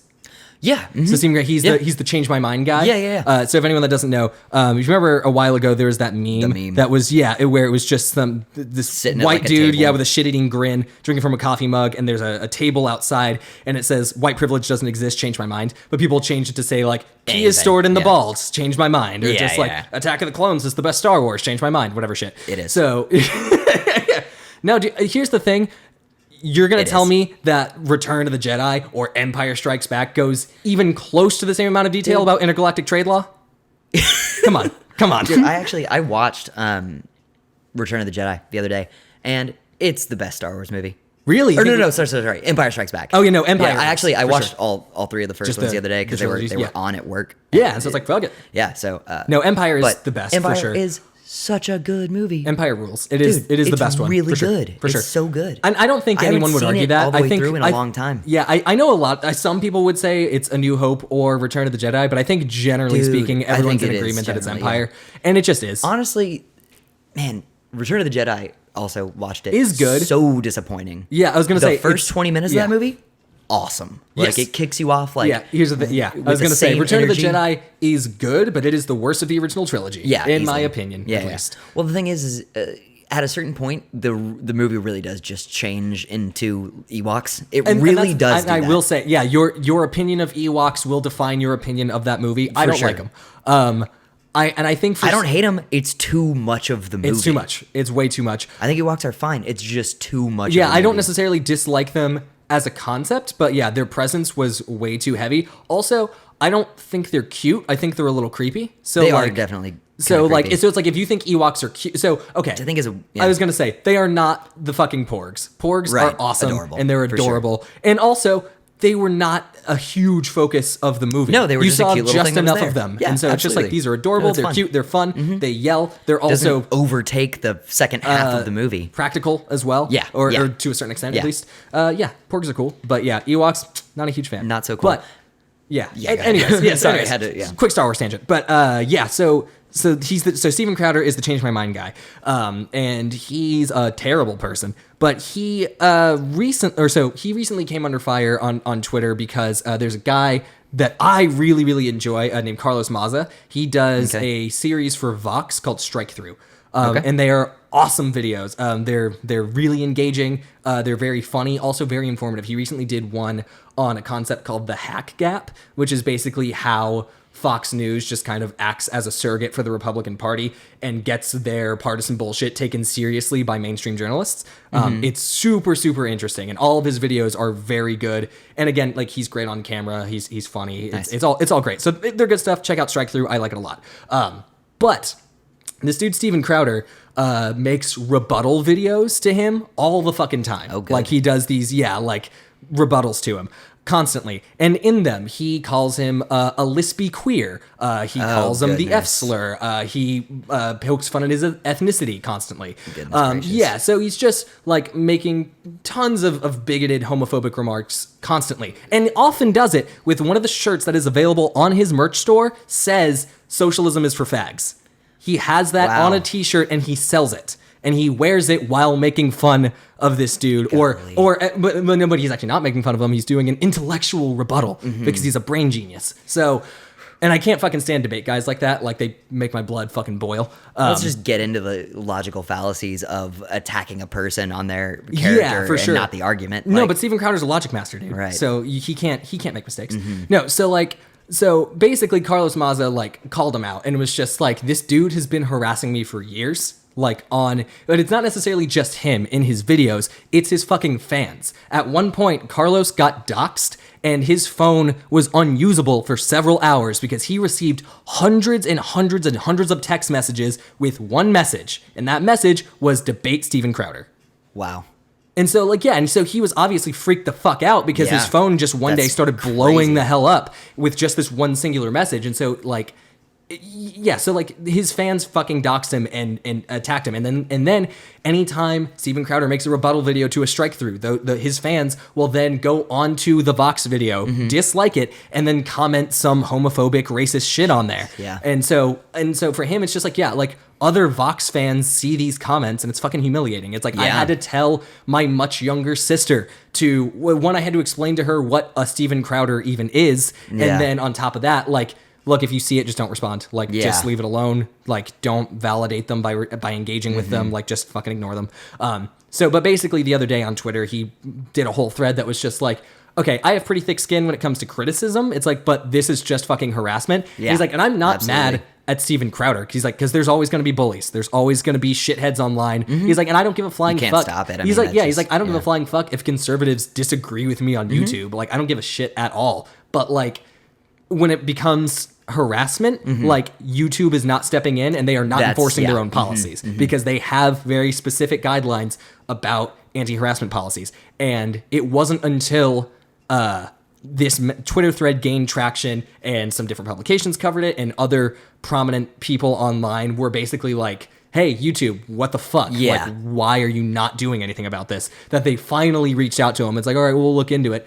But he made the point that like, YouTube doesn't give a shit about like queer creators or making a safe environment. They care about engagement and clicks. Yeah. And hateful content like Steven Crowder or like the Ben Shapiro's and Jordan Peterson's, like that stuff is very engaging. And so basically he phrased it very well. He's like, YouTube created a monster that they're afraid to deal with. Yeah.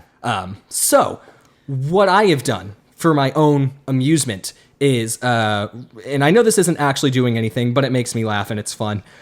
So right now, my name on Twitter is Steven Crowder, please debate my dad. And so every couple hours, I have been tweeting Steven Crowder to please debate your dad. To please debate my dad. So last night at 10:47 p.m., I said, at Steven Crowder, please come to my house and debate my dad. Then after that, I said, I'm serious, Steven, listen to me. You have to debate my dad. There's no other way. Then after that, I said, look, I'm sorry if I'm coming across strong, but Steven, I need you to debate my fucking dad. Please, Steven. Then after that, I just said, Steven. After that, I said, in all caps, Steven, debate my dad. And then after that, I said, my dad needs to be debated by you, Steven. This is not a bit I'm doing here. Okay, please, my dad needs to be brought down by logic and facts. And then he tweeted out something about Andrew Breitbart, and I responded to it. Lol, this is great. Also, have you been getting my other messages? I really need you to debate my dad. Please reach out ASAP. Thanks. That's awesome, dude. So I really hope. I'm just going to keep doing it. Yeah. And so Never you might stop. be. You're going to get blocked. Exactly. No, so here's the thing. So it's like, you might be wondering, it's like, okay, if he doesn't block me, which if he does, best case scenario. But if he doesn't block me and he actually miraculously somehow reaches out to me and engages with me and it's just like, what do you need me to debate your dad about? Or why are you doing this? What is my long-term plan? A good question. I don't have one. I don't know what I'm going to do, but I'm going to. You'll get there. But for now, I'm having a lot of fun doing this. So I actually, I want to go ahead and do another one. Is it about time? Mike. Yeah, I think it's about time. It's been a few hours. Yeah. Since, so let's do this at S Crowder. Hey man, I know you're probably busy, but I want you to know that your content means the world to me, and I can't emphasize this enough. You 100%, and I can't emphasize this enough. I should have done this speech to text, but whatever. This enough. I need in all caps. I need you. Period. I need you. That's it. I need you. In period. another tweet to debate my dad. I was gonna say I need you. Period. Next sentence. To debate.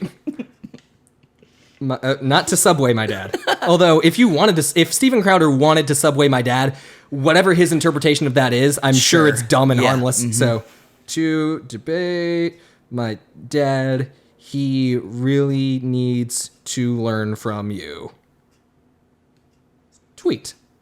There we go. Wonderful. Yeah, so I'm just going to keep doing that for a while. I don't know how long I'm going to keep it up. I might get bored. I might forget. Who knows? I'm only human. But yeah, that's what I've been doing. That's and fun. It's pretty fun. And I hope something happens, dude. I have to confess though, I this is very, very inspired by comedian Connor O'Malley. Yeah. So if you don't know Connor O'Malley, he is, he's been on a ton of stuff. Like he's been in writers' rooms on various different shows. He wrote for Seth Meyers for a little bit. I didn't know any of that until I saw him on I Think You Should Leave. Yeah. Which, if you haven't watched I Think You Should Leave, what the fuck are you So doing? funny, dude. Go on Netflix, watch I Think You Should Leave. Tim you can watch the Robinson? entire series in about an hour and a half. Like, so it's basically about the length of a movie. Yeah. So go watch this fucking series. God, it's it's hysterical. 6 like 15-minute episodes or something like that. Mainly done by a guy named Tim Robinson, who's also incredibly funny, former SNL writer. Yeah. It's just so amazing. But Connor O'Malley shows up in a few of those sketches, and he's amazing in them. But Connor O'Malley, I first found out about online because he makes the most crazy internet videos I've ever seen. Seriously and crazy like for a shit. while, I didn't know if it was satire. I didn't know if he was like doing a bit or if he was just an actual crazy guy uploading, because anyone can upload anything to the internet. Yeah. It's a free fucking market, And baby. he looks insane. And he does look crazy. So like the first one I ever saw, he was like standing on the side of the road shirtless in like some really tall grass, and he's just like, I want to do the Kiki challenge with Scott Walker. Man, I love you so much. I'm going to come to your house. We're going to hang out with your cousins. We're going to go to Culver's and get the cheese curds. We're going to have a blast of a time. Like he like I was gonna say he shouts a lot and he's crazy. Yeah, he did this amazing series of videos on his Twitter about getting Howard Schultz elected for president, and he's like standing in a construction yard and he's just like, Howard Schultz, I need you to be president. I need you to run for president. I need to have Cappuccino as your running mate, and I need you to run for president. Otherwise, I'm gonna have to vote for Beto. And he's like, Beto was in Rage Against the Machine. He's a No, Connor O'Malley's amazing. So I was a bit inspired by his Howard Schultz videos, and I was actually thinking this morning, whenever I woke up, and I was like, all right, I gotta tweet Steven Crowder, yeah. And then I was like, what if I just run down the street with Zaxby, and I'm just like, I need you to debate my dad. I fucking need you to debate my dad. I think you should. Yeah, I might do that eventually. Who knows? Yeah. Hopefully it gets at least a little bit of traction on the internet. Yeah, maybe it just for someone to take notice. Yeah. Or again, if he blocks me, that would be delightful. Yeah, that's I would also love perfect. Just because It's his acknowledgement. yeah, for sure. It's him seeing, because he saw like 20 tweets from me being like, debate like, my Jesus and Christ. he sees my username is Steven Crowder, please debate my dad. Yeah. And he's like, okay, fucking what? But I think if he went on my actual profile and saw my regular tweets, he'd be like, all right, this is someone fucking with me. yeah. Fuck you. If he even did that. But I was going to say, that's asking know. a lot, honestly. I had no idea. No, I think the part, aside from what we've already gone over, one of the reasons that Steven Crowder like really gets under my fucking skin is that back when I worked at GameStop, there was a police officer. I'm not going to say his name, but there's a cop that he basically worked security at the mall on Wednesdays, and he would just hang out in the GameStop the entire time. And he was not necessarily a bad person. I mean, obviously he's a cop, but he's not like, I think at his core, he was genuinely well-meaning. I don't think he actually wanted to harm anyone or be an asshole or anything like that. Like, I do genuinely think he had I think good it's intentions. fair to say across the board, that's a lot Of people. So. Certainly not all of them, but a good amount. But so I do really think that about him, especially because I got to know him really well because he was there every fucking Wednesday, and because my boss knew exactly how he was, he scheduled me specifically on closing shifts on Wednesday so that I would have to be the one to fucking deal with him, because even though he was well-meaning, and we did have some similarities. We had similar tastes in games. Like, he was really, really into Pokemon, and he was also we had similar taste in music. So we talked about that stuff, and I tried to keep it on that. But polar opposite political views. Obviously, he's a cop. So, like, we have very, very, very different views on pretty much everything on politically. Cops. Yeah, on cops in general. But also just, we at one point, we got into, like, a screaming match about gun control, and I had to, like, take a fucking minute. And you know this, and I don't know if these people know this, I am, like, the least confrontational person on the fucking planet. Absolutely. Like, I don't argue with anyone. Like, I will sit down and have a conversation with you. If there's something, like, bothering me, or I can tell something's bothering you, I'll try to work it out in a civil way, or just avoid it if it really stresses me out, because confrontation just stresses my shit out. So, like, I don't argue with anybody. Yeah. But, like, he fucking just pushed my buttons so hard that I couldn't fucking help it. And it was insane. But anyways, this dude was a huge Steven Crowder fan and a huge what's the other guy? Jordan Peterson, huge Jordan Peterson fan. And so like he would talk to me about their stuff, and I was just like, I've never seen either of these guys' content, but I'm sure they fucking suck. Like, I'm sure they're terrible. But like, he would try to phrase it as like, no, like, they're just like, they're really respectful, and they're really like, just these normal guys that like, come up with intellectually interesting ideas, and they're just like, just some like intellectual dark web, like Ben Shapiro tier bullshit. So, but like, I remember he was telling me about like Steven Crowder, like, trying to debate college kids with their own tweets. So he would like go to Kinko's and blow up somebody's tweet and then find them on their college campus and confront them with it and be like, did you tweet this about cops? Why do you think blah, blah, blah, blah. And it's just like, holy goddamn shit, you're insane. You're insane. That sounds like why would you do like, oh my God, the fact that you would, well, first of all, you're harassing people. Like that's what that is. Yeah. And like, I know if there's any Steven Crowder fans listening, be like, well, they posted it online. So it's like, yeah, that's totally different to have a discourse online than it is to go and find somebody in real life. Second of all, even if you're talking about like online discourse, like just because you post something does not mean you want to fucking debate everybody. Yeah. Like 9 times out of 10, people post things online to express themselves. They're not necessarily looking for community feedback. And like, it's just so easy to not respond or to just be respectful to people. For sure. And but if you do put yourself out there like that, you are open. Like you are open to it. Yeah, yes, but that doesn't necessarily mean platform. It doesn't necessarily mean that you're inviting it, and it doesn't. And you don't necessarily have to respond or anything like that. Exactly. But if it's out there, if you're putting it on the internet, I mean, that is the that is the but nature the other thing of too, the beast is that people can respond to it. Or I mean, obviously, you can tweet it from a private account or have these people blocked and whatever, but mute like replies or whatever. There's obviously a lot that you can do to avoid that. Yeah, there's a lot that you can do to avoid it, but also it's like you shouldn't go fucking antagonizing people and trying to debate everyone on Twitter just for posting an opinion you disagree with. And also, but I think the root of the issue is that these dudes, like these right-wing debate dudes, have brainwashed their fan base into thinking that debating somebody is a good way to figure out who has the best ideas and who is the smartest, but also that's how you learn things is by debating people. It's like, fucking no, dude, that's not how you learn things. Like, that's not like, okay, if someone says something that you disagree with or that you're just kind of unsure about and you don't really know what they mean and you want to know more, there's a very easy, respectful way to ask. It's like, hey, if you must do it at all, if you don't want to do research on your own and you want to talk to this specific person, you can basically just be like, okay, hey, like, I'm kind of confused about what you mean. Like, can you clarify or can you elaborate on that? And if they choose to respond to you, they will probably take much more kindly to it than, actually, dipshit, blah, blah, blah, blah, blah, debate me. Well, that's I think what I was going to say is the issue is that what people seem to think in this case is debating is just harassment. Obviously, very different. And also, the reason why they want a debate is because they want a definitive right. Yeah, exactly. You know what I mean? For sure. They want to prove they you can't wrong. accept that they certain, don't want a debate to learn. They want you to be wrong and their side to be right. No, exactly. And it's that's not a conversation. Yeah, for sure.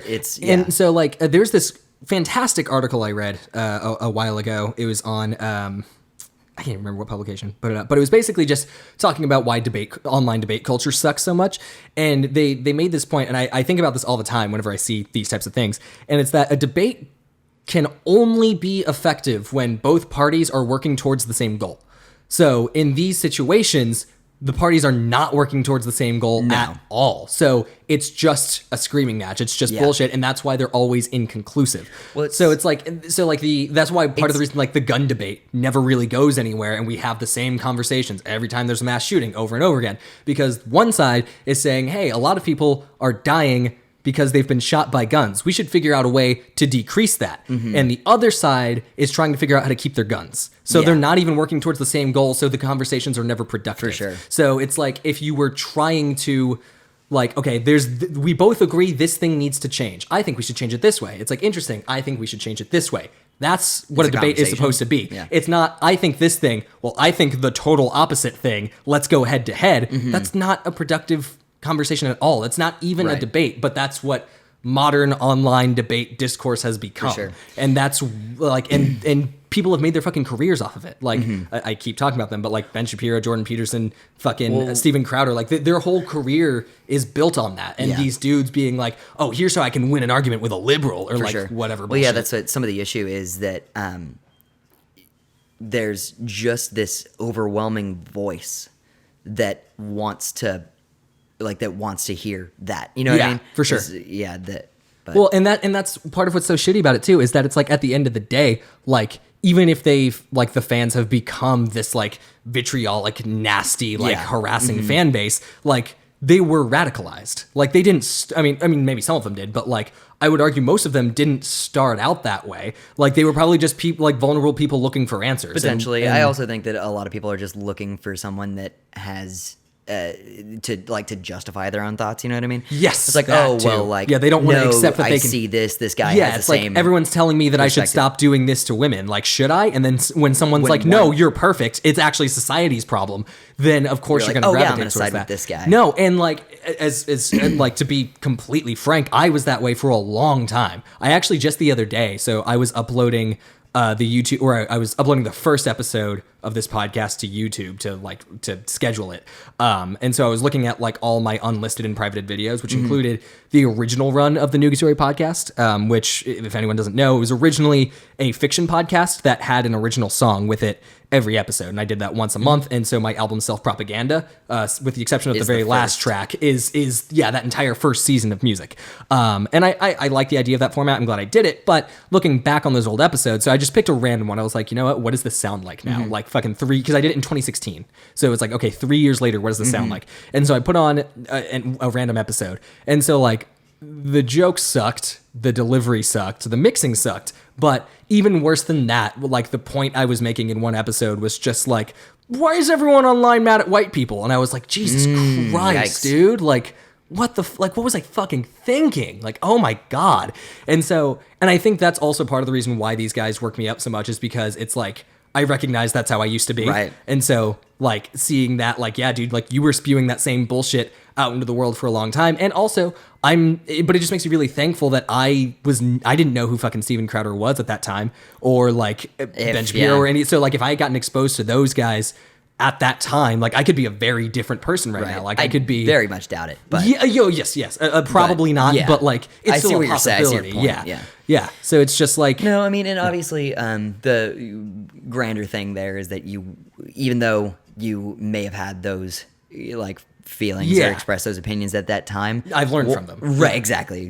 Like you've grown and developed your own different opinions. Yeah, and I for think sure. That, obviously, I don't think that we necessarily are here to like push any like political like agenda on anybody. We don't plan anything. Right. Like, this is just what we ended up talking about today. And if you hate this conversation, sorry, you might like the next one. I was going to say, this is just the kind of things that we talk about. We do talk about it. But it's the real world. Like this podcast doesn't exist in a vacuum. Nothing does. Right. So like society is the opposite of a vacuum. So obviously our personalities are determined by our relationship with society and the way that we've interacted in the world thus far. So obviously the way we talk and the things that we think and what we talk about are just going to be reflective of that, because that's what it's like to be a person. So, and that's, it's definitely something that I've been thinking about with doing this, is that, to a certain extent, I was like, okay, so who do you be online? You know what I mean? Yeah, exactly. Like who are we presenting? Yeah, you know what I mean? Sure. Because you have to think about that whenever you're putting it's like, okay, online. like how do I want My parents are going to hear this. You know what I mean? For sure. No, I was my friends are going to hear this. Yeah, I was kind of terrified for a minute thinking about, because I talked about like getting high and smoking weed and stuff on the first episode. And so I was like, okay, I've never told my parents that. I'm sure they assumed it, but like I've never actually had a conversation with them about it before.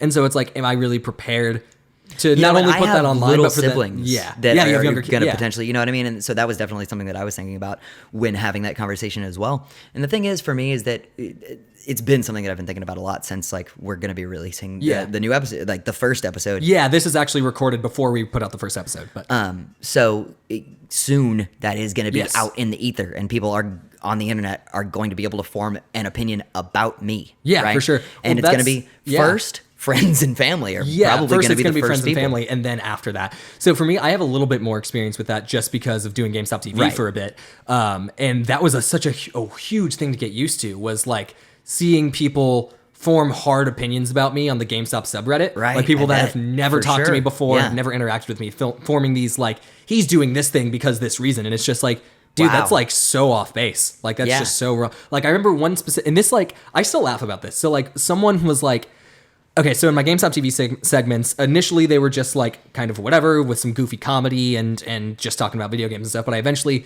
turned it into like a sprawling sci-fi narrative because that's just kind of what I wanted to do at the time. And it was fun. Yeah, I really enjoyed doing it. I wouldn't do it again, but or at least not in that way. But it was still a massive learning experience. It was super. I enjoyed it. It was fun. Yeah. But anyways, but like someone on the Reddit. On the GameStop subreddit was just like, oh, he's only doing this to build a storytelling portfolio. And it's just like, what is that? What is a story? What does that even mean? What is a storytelling portfolio? What does that even? Yeah, that's what weird. What job would I be applying for that I would have? Like, what? Like, that's not even how. Like, if you're trying to get a job as a screenwriter, which I that is like my ultimate career goal. Like, that's not. What? Like, it That's doesn't even not that, yeah. like, no, you send in spec scripts. Like, if you're trying to write for TV, it's just like, okay, like, I wrote this Bob's Burger script and also this Rick and Morty script. Right. So it's like, okay, obviously I want to do an animated comedy series. It's like, here's how I would write both of these because it shows not only that you can write, you understand write the to basic it, mechanics yeah. of stories. Yeah, you can write in the style of a specific program. Like, that's what, it wouldn't be... GameStop, what are you even talking about? Right. Like, it doesn't even make sense as a concept. I mean, and also, it's like, well, that's not even what I was thinking about. Like, I was just like, oh, this Obviously. seems fun. Yeah, that was it. That was sure. as far as my thinking Totally went. different. Yeah. But yeah, people can assume your intentions now that it's out there. Like, but they're it's just like, gonna. But it was form those. crazy because this dude spoke with such authority and was just like, he's doing it because this for sure. Yeah. And it's just like, you've never spoken to me. Like, I don't know who you sure. are. Also, like, what you just said isn't even a real thing. So Yeah. like, but like, Or definitely nothing that you're. oh yeah, aware or if of it is at a all. thing, like Yeah. I'm not So aware of it. If you're like, not aware of it, it can't be your intent. yeah, for sure. It's like, yeah, I can't be intending to do something that I don't know about. Yeah. Now, now there's obviously a big difference between doing something unintentionally and then looking back at it as, oh, maybe that is what I was doing. Right. But it's like, that was clearly not the intent. Because again, as far as I'm aware, I don't think that's a real concept. Right.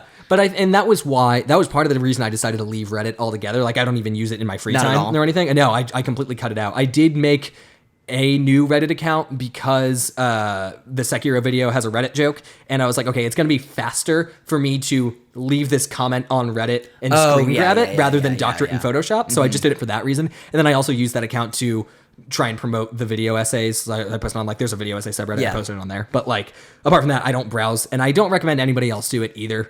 It's a terrible place, and you shouldn't be on there. There was actually I an think in interview. general, you should probably just all limit your. And this is Yes. counterintuitive to Yeah, us because we want you to talking interact for with 2 us hours online. and 41 minutes, or 1 hour and 41 minutes. Yeah, But definitely maybe limit your social media use. No, in yeah. every way. Yes, absolutely. I think No, that's there's good no- advice for everybody. But I'm not saying you have to completely unplug if you don't want to, but I am saying limit it. Also, like, there are just certain objective things. Like, there's many studies have been done that Facebook makes you less happy. Facebook specifically. And also, like, all of the shit with Facebook selling your data. Like, Facebook Yeah, there's so much going on Facebook there. was free because the users were the product, not Right. the website itself, because they were selling your information. So, like, don't use Facebook either. But Reddit's bad, especially because there was this great interview with one of the former executives of Reddit who left, I think, in like 2015 or something. And if anyone can find this, like, leave it if it's on YouTube, leave it in the comments or something so people can read it. But like, it's basically this dude contended. So he was he wasn't like, oh, I was like a programmer at Reddit or like I helped build the UI or anything. No, he was one of the executives. He was like towards the top, and it is his opinion. He's like, I left the company because Reddit is actively making the world a worse place, and they're not doing anything to try to improve it. Like, they're not taking significant strides to try and fix what's wrong with it. Yeah. Like, the only things that they are interested in fixing are like tiny surface level things, like, oh, maybe we made the UI look like this. Maybe if Right. we do this. They're not interested in helping the discourse become more healthy. They're not interested They're just in leaving it completely streamlining. alone. Yeah. Because again, like, it's engaging, it's getting clicks. Like, and that's the number one priority is how do we get more clicks? Yeah. Which to a certain extent, yes, they're a business, they're a website. Of course, that's going to be kind of their bottom line. But it's also like what you're doing is having long-term societal effects. Yeah. And the fact that you're not taking any responsibility for it is a very bad thing.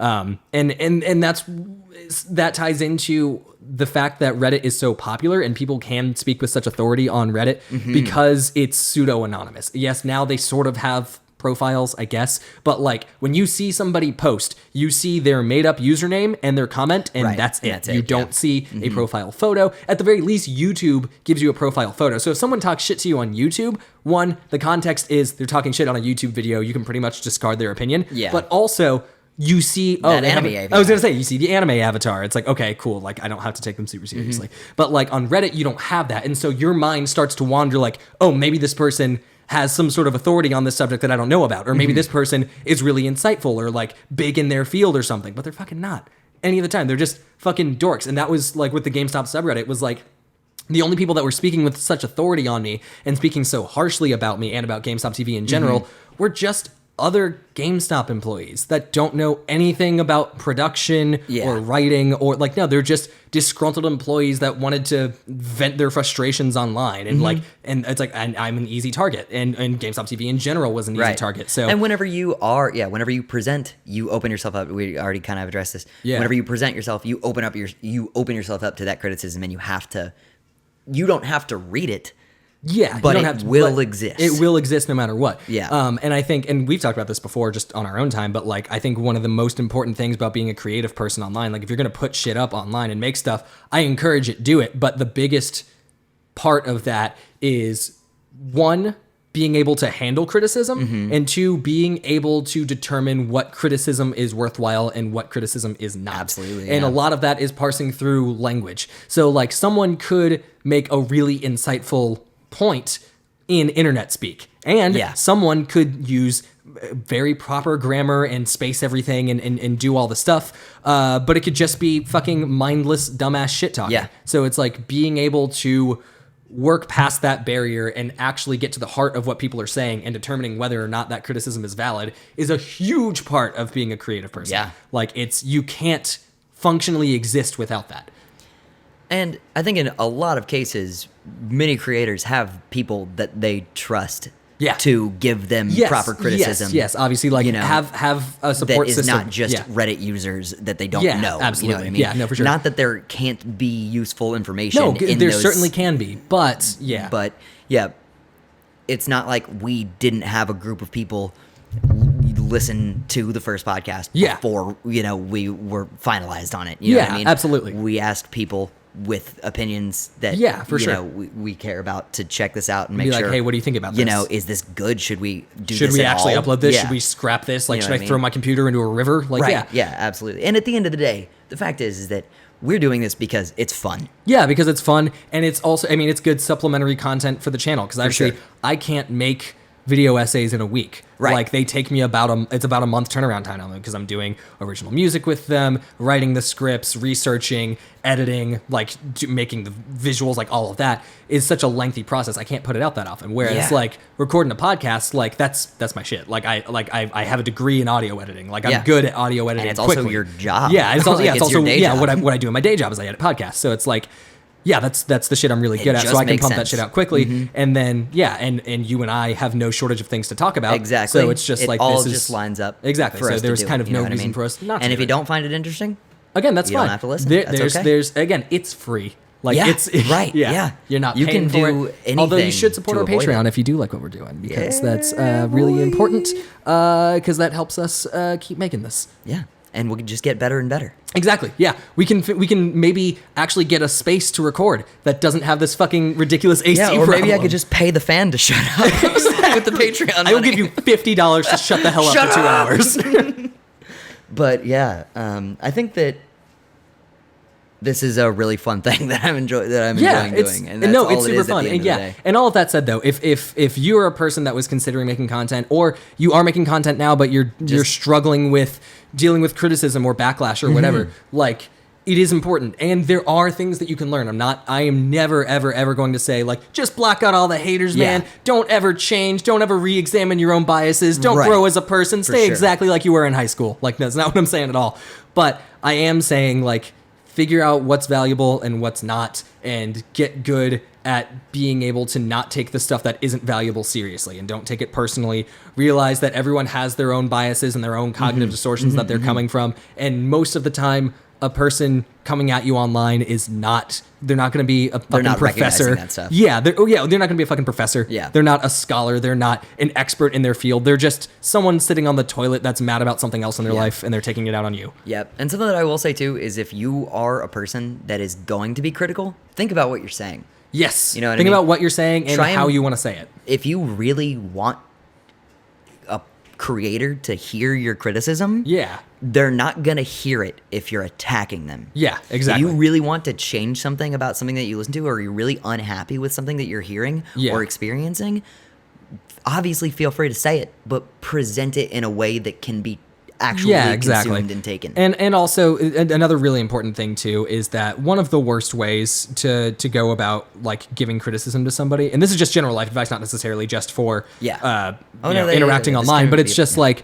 know when it is appropriate to give criticism. There is nothing fucking worse, and I know every single person can relate to this, to receive criticism when you were not asking for it or when you were not expecting it. Like when someone's just like, oh, fucking this thing, and it's just like, yeah, I wasn't really looking for notes right now, but thanks. Thanks for that. And so, like, not only are they going to be less receptive to it, but, like, it might not even, like, why are you a fucking expert? Like, why is your opinion and your criticism so important that you have to say it right now? And that you have to say it in exactly this way? Yeah. Like, it's always important to just take a step back and be like, okay, does this person actually need to hear this? Like, I know I feel this way, but does this person need to hear it, and do they need to hear it like this? Yeah, and do they need to hear it from me specifically? Yeah. Even if I know I'm right, I'm positive I'm right about this, do they actually need to hear it from me? Probably not. For sure. And like that's why, I mean, I'm not a person that's out there constantly like commenting on people's videos or tweeting at people, trying to correct them or getting mad about people's content. That's what I personally, my belief is that if you are like a creator, if you're a comedian, if you're in any way, like I don't think that I'm an authority on any of those people at all, and my opinion is not worth asking them to change. You know what I mean? So, and obviously, like, why do you think that your opinion is important? That's what I'm asking myself. Is like, if I get so worked up about something, why am I important here? Yeah, and it's like for the sure. fact is that I'm not an authority on anything. Yeah, for sure. Like, and there's like, I think like a kind of a good example of this idea, and this actually ties into another thing. So, like, kind of earlier I was talking about like you can have good points of criticism, but phrase it in like internet speak, but it can still be equally valuable. So, like, if someone online tweets at a musician like, "Hey, fucking Flying Lotus, like your new record fucking sucks. Kill yourself. You're trash." Right. Like, you can probably, I'm sure Steve would be like, "Okay, yeah, this is not." I don't really need to pay attention to this. This is just like someone shit talking whatever. But Anthony Fantano reviewed his new album and reviewed it pretty negatively. Like, he's someone that like really cares, and also he's a fucking music critic. That's his job. Of course he's going to review albums. So it's like when he does it, it's not necessarily the same thing as that comment, because even though they both had negative feelings about the album, one comes from a place of sincerity and one comes from a place of just it's literally one is shit talk and one is criticism. one is a person's job. And then also it's like, and then even like Anthony Fantano is somebody that deals with a wide range of criticism all the fucking time. For sure. Like, I really like the new Flying Lotus album. I think he was maybe a little too hard on it, but like, am I gonna fucking tweet him and get be mad like, about and get mad about like sure. fucking no, dude. No. Again, he also that's like people's opinions. Yeah, so. exactly. And like in the description of every single one of his videos, he says, "Y'all know this is just my opinion, right?" Yeah. Like, yeah, I will agree with him that I do think it is Flying Lotus's worst album, but I still really fucking like it. Yeah. I still really that's just how good Flying Lotus is that even his worst record is a fucking jam and a half. But for sure. And that's another thing is like, I think that we can kind of come across as very critical sometimes, especially whenever we're like just kind of talking on our own about albums. Oh yeah, but we also understand, like that. And that's another thing too.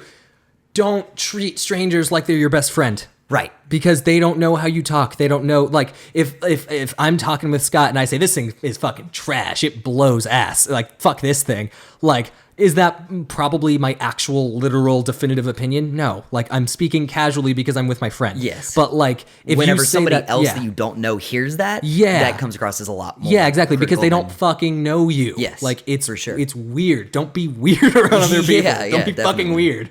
Yeah, so, I mean, and, you know, we'll end up being like really, really, really harsh on things. Oh yeah, where for it's sure. like, Even though we might not mean it in precisely those terms, Exactly. we understand each other because we've been sure. friends At the for end of the day, 10 it's like, fucking years. honestly, I don't think this thing should die. Yeah, I no, don't think exactly. like Yeah. as much as I can be like that. Yeah, like fuck this album into the sun. It's like not actually.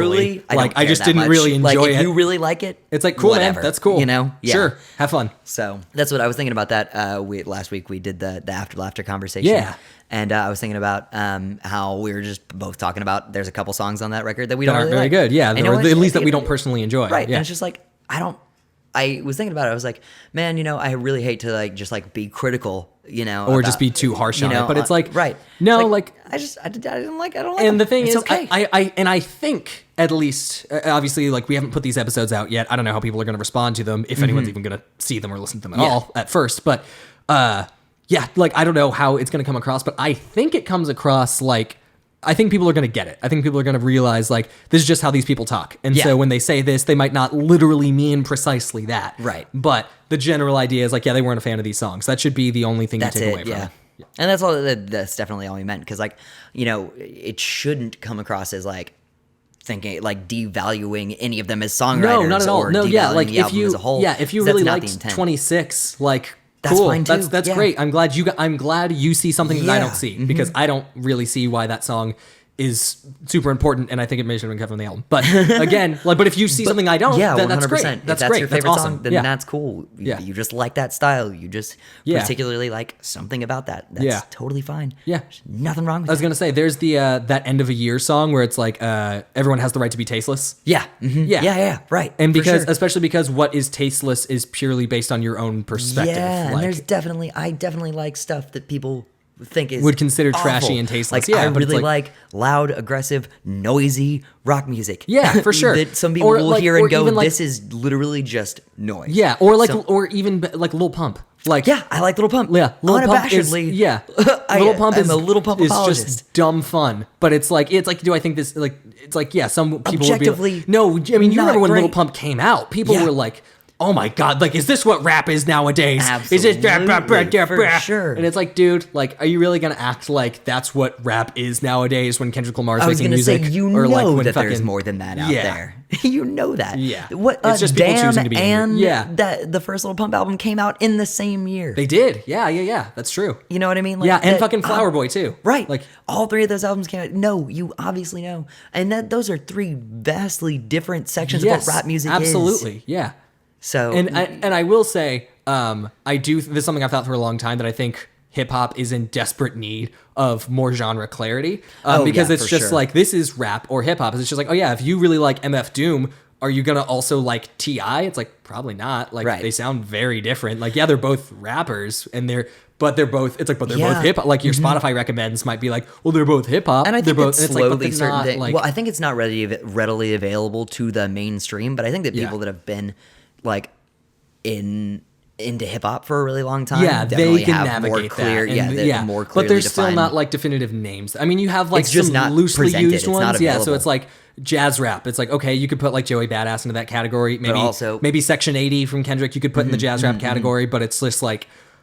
And you have like trap and shit, Yeah, but and even then there's, then, like, and there's like Southern rap, grime and there's- southern yeah, rap, but it's like even then those There are still very loosely used. And like, another thing too, and you don't see this quite as much in rock music, I don't think. Anyway, no, is I was that- actually gonna say like I think metal has the exact opposite problem where there's way too many Yeah, subgenres. yeah. I can't fucking keep up. Well, what's interesting is that with like a rap album, like I think Joey Badass is a really good example. Yeah. Like yes, there's jazz rap stuff like throughout Yeah. his, Yeah. but like an album like American Badass has Love like that some record. trappy stuff, some like pop rappy Yeah. stuff, some jazz. Yeah, stuff definitely on has a there, lot of- where it's like you can't even define that album Yeah, or just him by- yeah. as a jazz rapper or Yeah, as a for sure. trap rapper or anything like that. Yeah, exactly. Because there's just diversity throughout the album. Yeah, for sure. And where also, a like- lot of rock music Yeah. is like, okay, well that's a grind album. Yeah. That's an alt rock album. Yeah, that's a this, metalcore album, where you're and, not going to like- see like a grind song, a metalcore song, Yeah.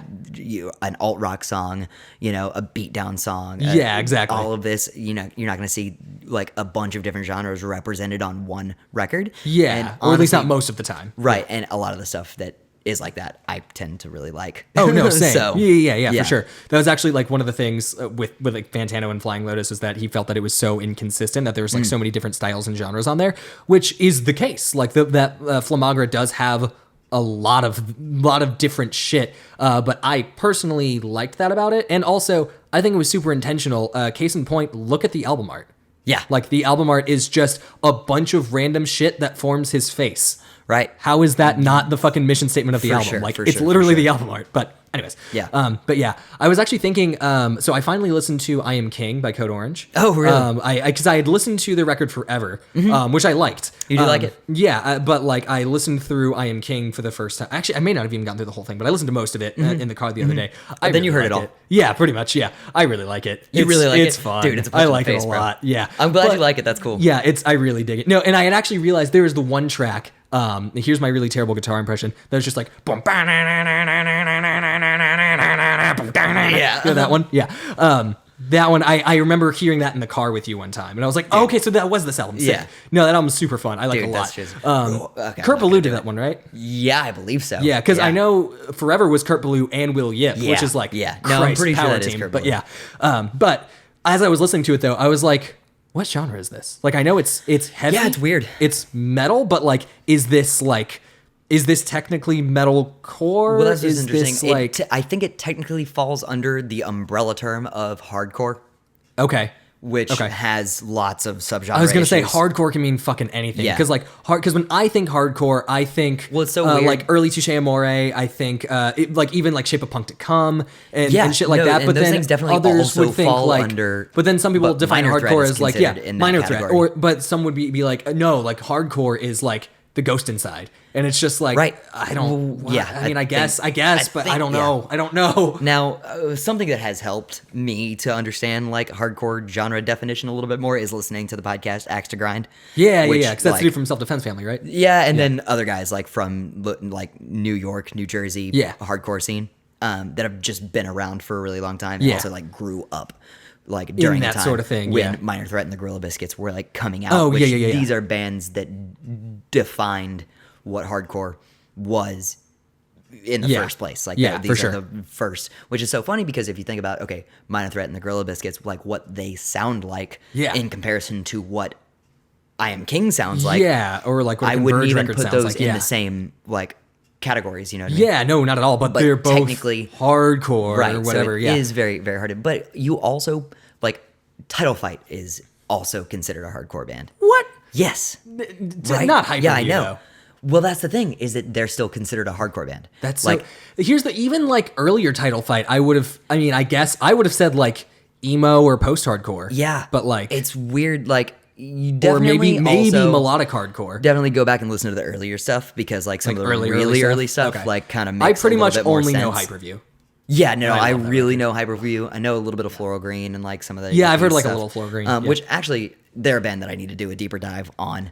But, Yeah, again, like I pretty much just know Hyperview. Turnstile. Did you ever listen to like Time and Space? Their newest one, Mm-hmm. I did. I thought it was just okay. I interesting didn't 'cause didn't that's, hate like, it. a I did. hugely Yeah, I hyped know. album I know in the people community. really were into it, and I think Will Yip did that one too, right? I believe so. Yeah. Yeah. But I listened through it and I was just like, I don't know. It's just not really doing it for. It's fine. I don't think it's a bad record, but it didn't. Nothing really like was like ooh. I about felt the this. same way, Yeah. but I think George and Alyssa really like that record, if I remember Really? right. That's interesting. I know they saw them live.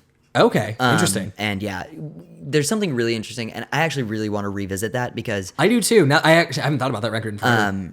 hearing the guys from Axe to Grind talk about it, they have like all of these. There's a lot of these like 90s, Yeah, for sure. alt rock like not references, but like But almost- motifs, yeah, yeah. that are kind of presented. Yeah, throughout that I album. definitely got that and from it, that's yeah. no, I did too, and that's something that people seem to like really like and appreciate about it. Yeah. and it's something that I definitely noticed, but it didn't necessarily, like you said, it didn't necessarily do anything for me. Yeah, for sure. But bands like that are still incorporating kind of like these like Hyperview-esque elements, like yes, in hardcore. yeah, where they're like it's kind of shoegaze and like I get where that is just kind of becoming a part of hardcore now. yeah. You know what I mean? Yeah, that's so, fair. So with And I don't Hyperview, dislike that. again, I do not listen to Hyperview and go, this is a hardcore record. Not even at close. all, not yeah, at all. no, like, I just hear this and I'm just like, all right, like someone likes Joy Division. Or, Right. No, yeah. But not also, really even that, though. I was going to Like, say, I love that Ceremony. record, though.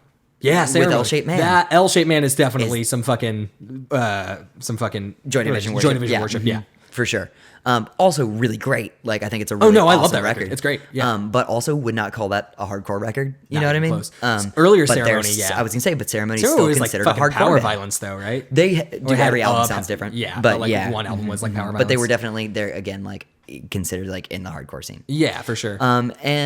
So I think you could definitely, it's tough because even hardcore definitely has such blurred lines with what Yeah, is with genre technically- stuff. Yeah, Yeah. it's for sure. Like, no, I would not call Hyperview a hardcore record. But Yeah, but Title some Fight people might. is a hardcore band. Yeah, technically. And I'm it's not, just like, I'm not whatever. like, Yeah. I'm not defining it. But I'm just Yeah, saying, like, for sure. this But that's is what I it's understand. considered Yeah. by, at least by certain groups. Right. And that's the other thing too. So like so many different groups will call different things different names. Like I think the biggest example was for us when we were in like in middle school and high school. Metalcore was Yeah. used to was for everything. Was Yes.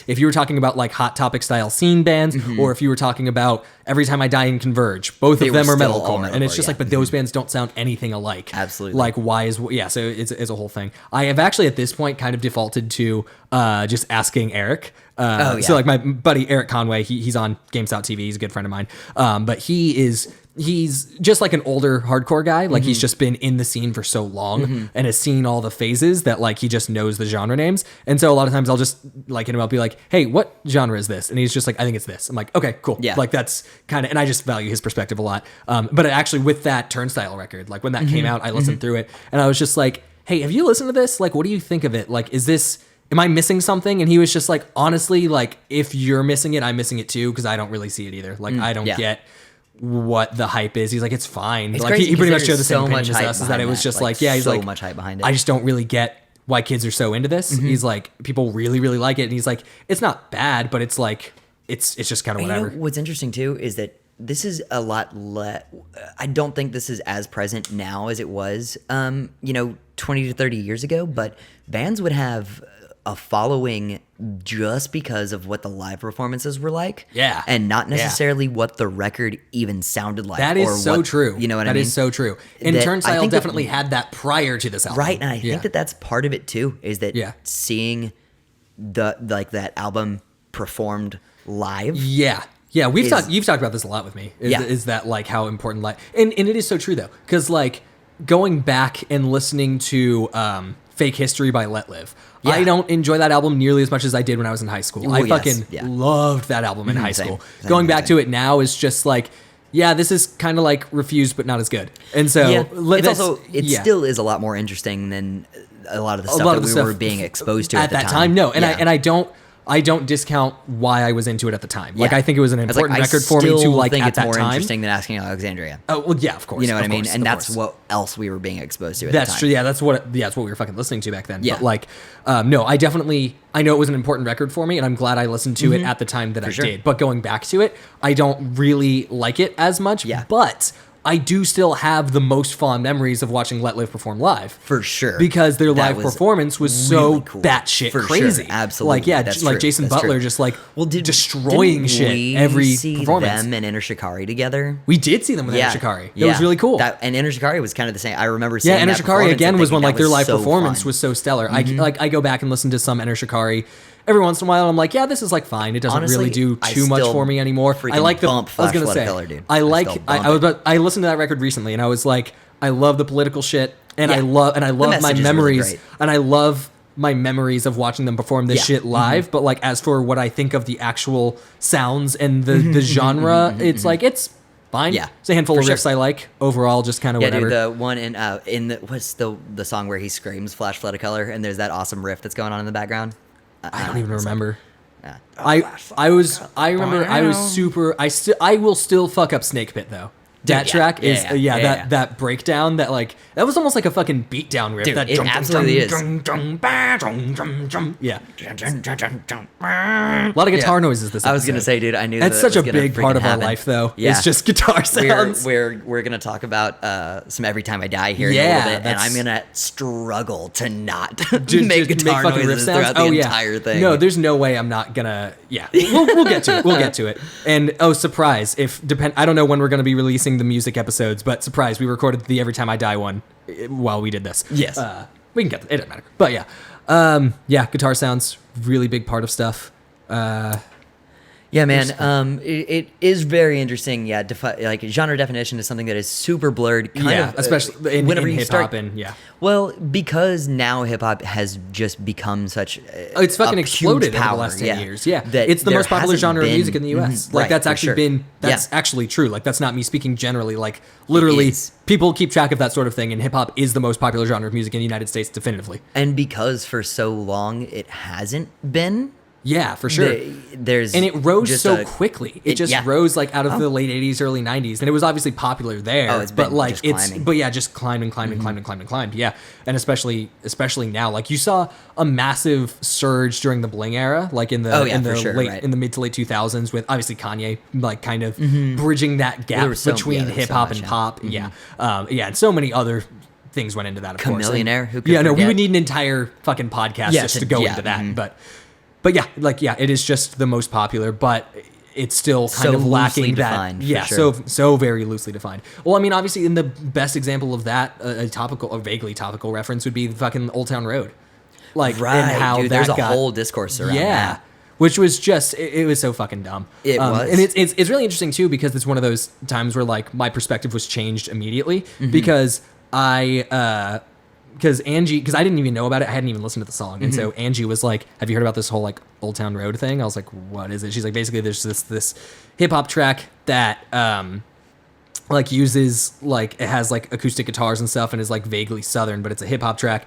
And it was charting on the country charts, but then Got to number one. Billboard, yeah, it got to number one. And so Billboard removed it because they're like, oh, well, it's not actually a country song. Like he's not a country guy, Yeah, and everybody he's was not a like, "What does country that artist." mean?" Yeah, and yeah, they were it's- like, you know what we mean. You know what we mean. Yeah. So then I listened to the track, and so my first thought was I was like, I mean, it's not a country song though. Like it is. This is a rap song with an acoustic guitar riff. But then I saw Fantano did a video on it, and he made the point that 100% persuaded me. He was just like, okay, but like, if Casey Musgraves can be considered country, why not this? And I was Oh, like, yeah. I didn't even think about that because the Casey Musgraves album, which I will say, High Horse by Casey Musgraves is my fucking jam. Is it really? love I actually- that song. yeah, I I've- love that I've song. jammed that album the as rest of the well. album I think is really underwhelming because I was like, this song is so good, and then I listened to the rest of the record. I'm like, it's whatever, it's Yeah. fine. There's a couple moments here there. I'm like, all right, but like High Horse, I was is a actually fucking really bop. hoping for it's a that fucking to- bop, dude. yeah. I love that song, but.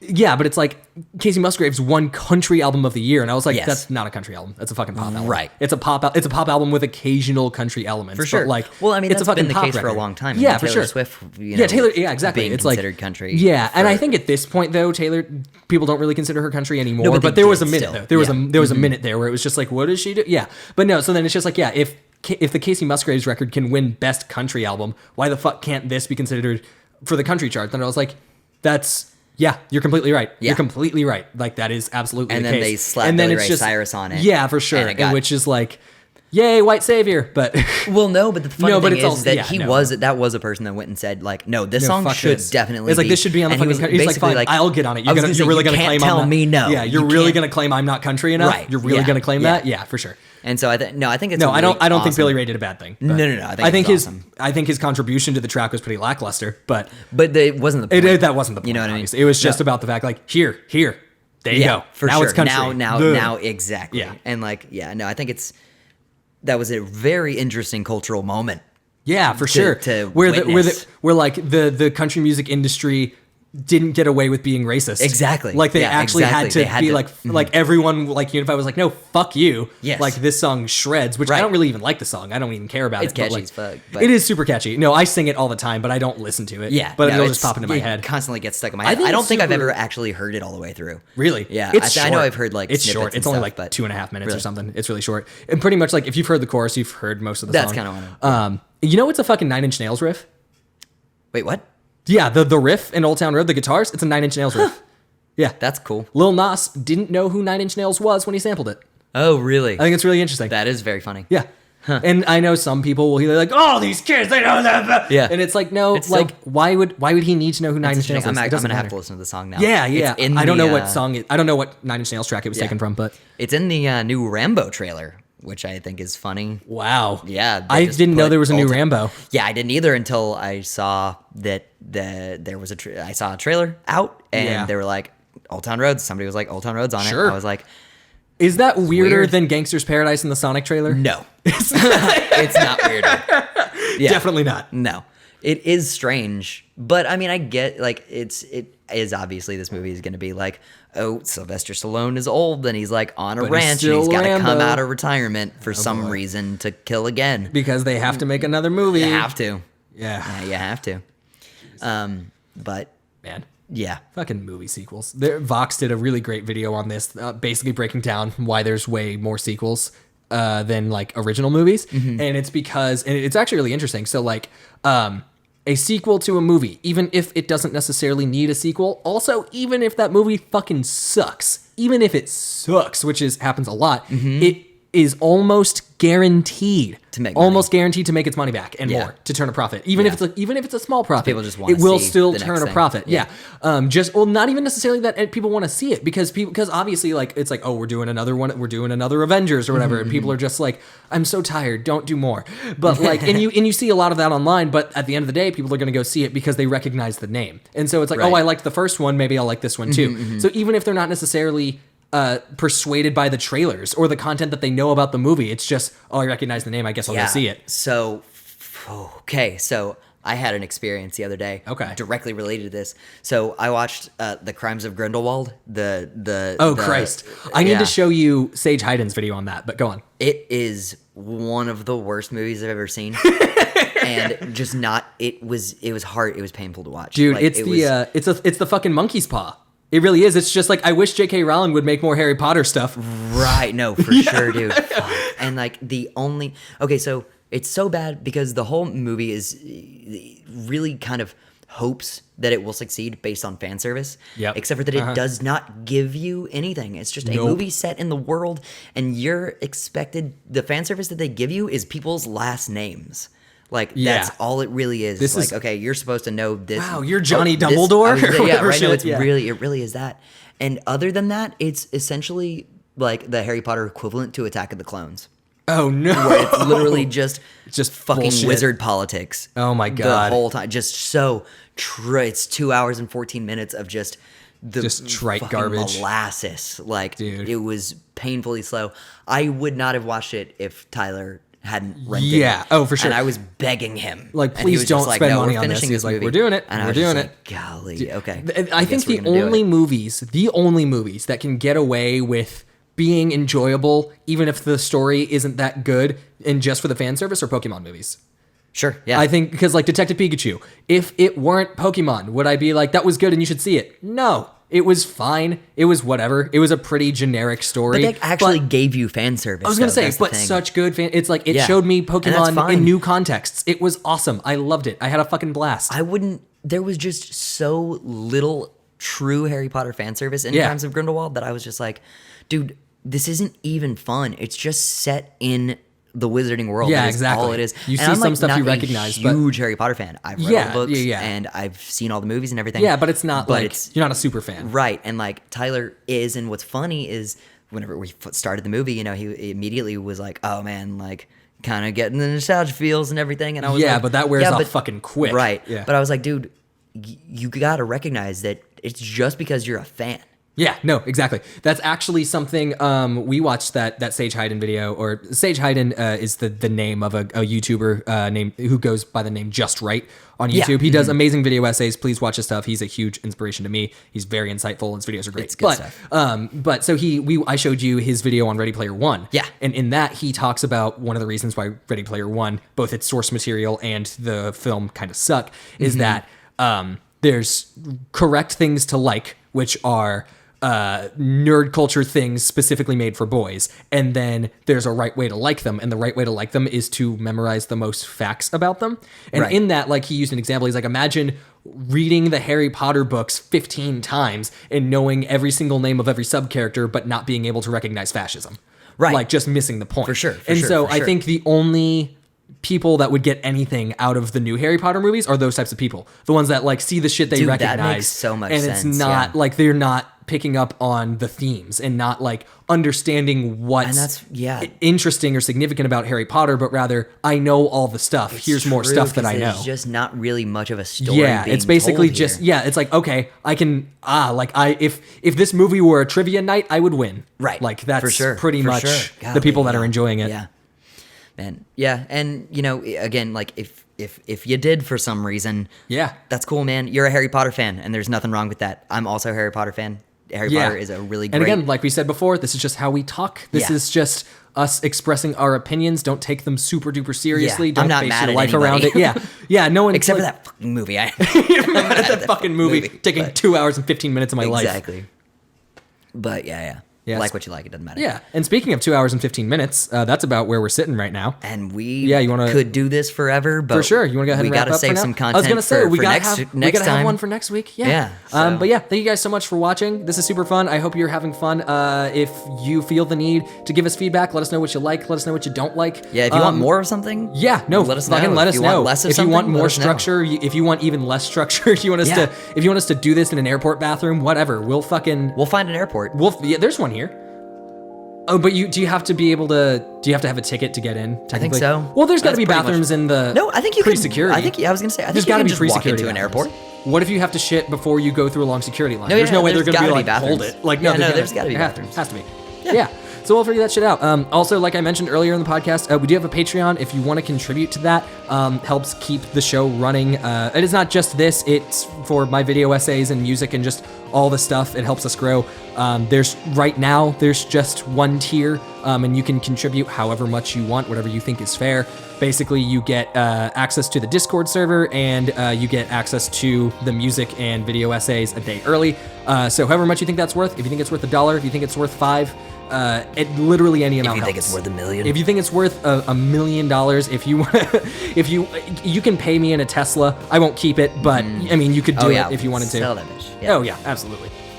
But yeah, thank you guys so much, and we'll see you next time.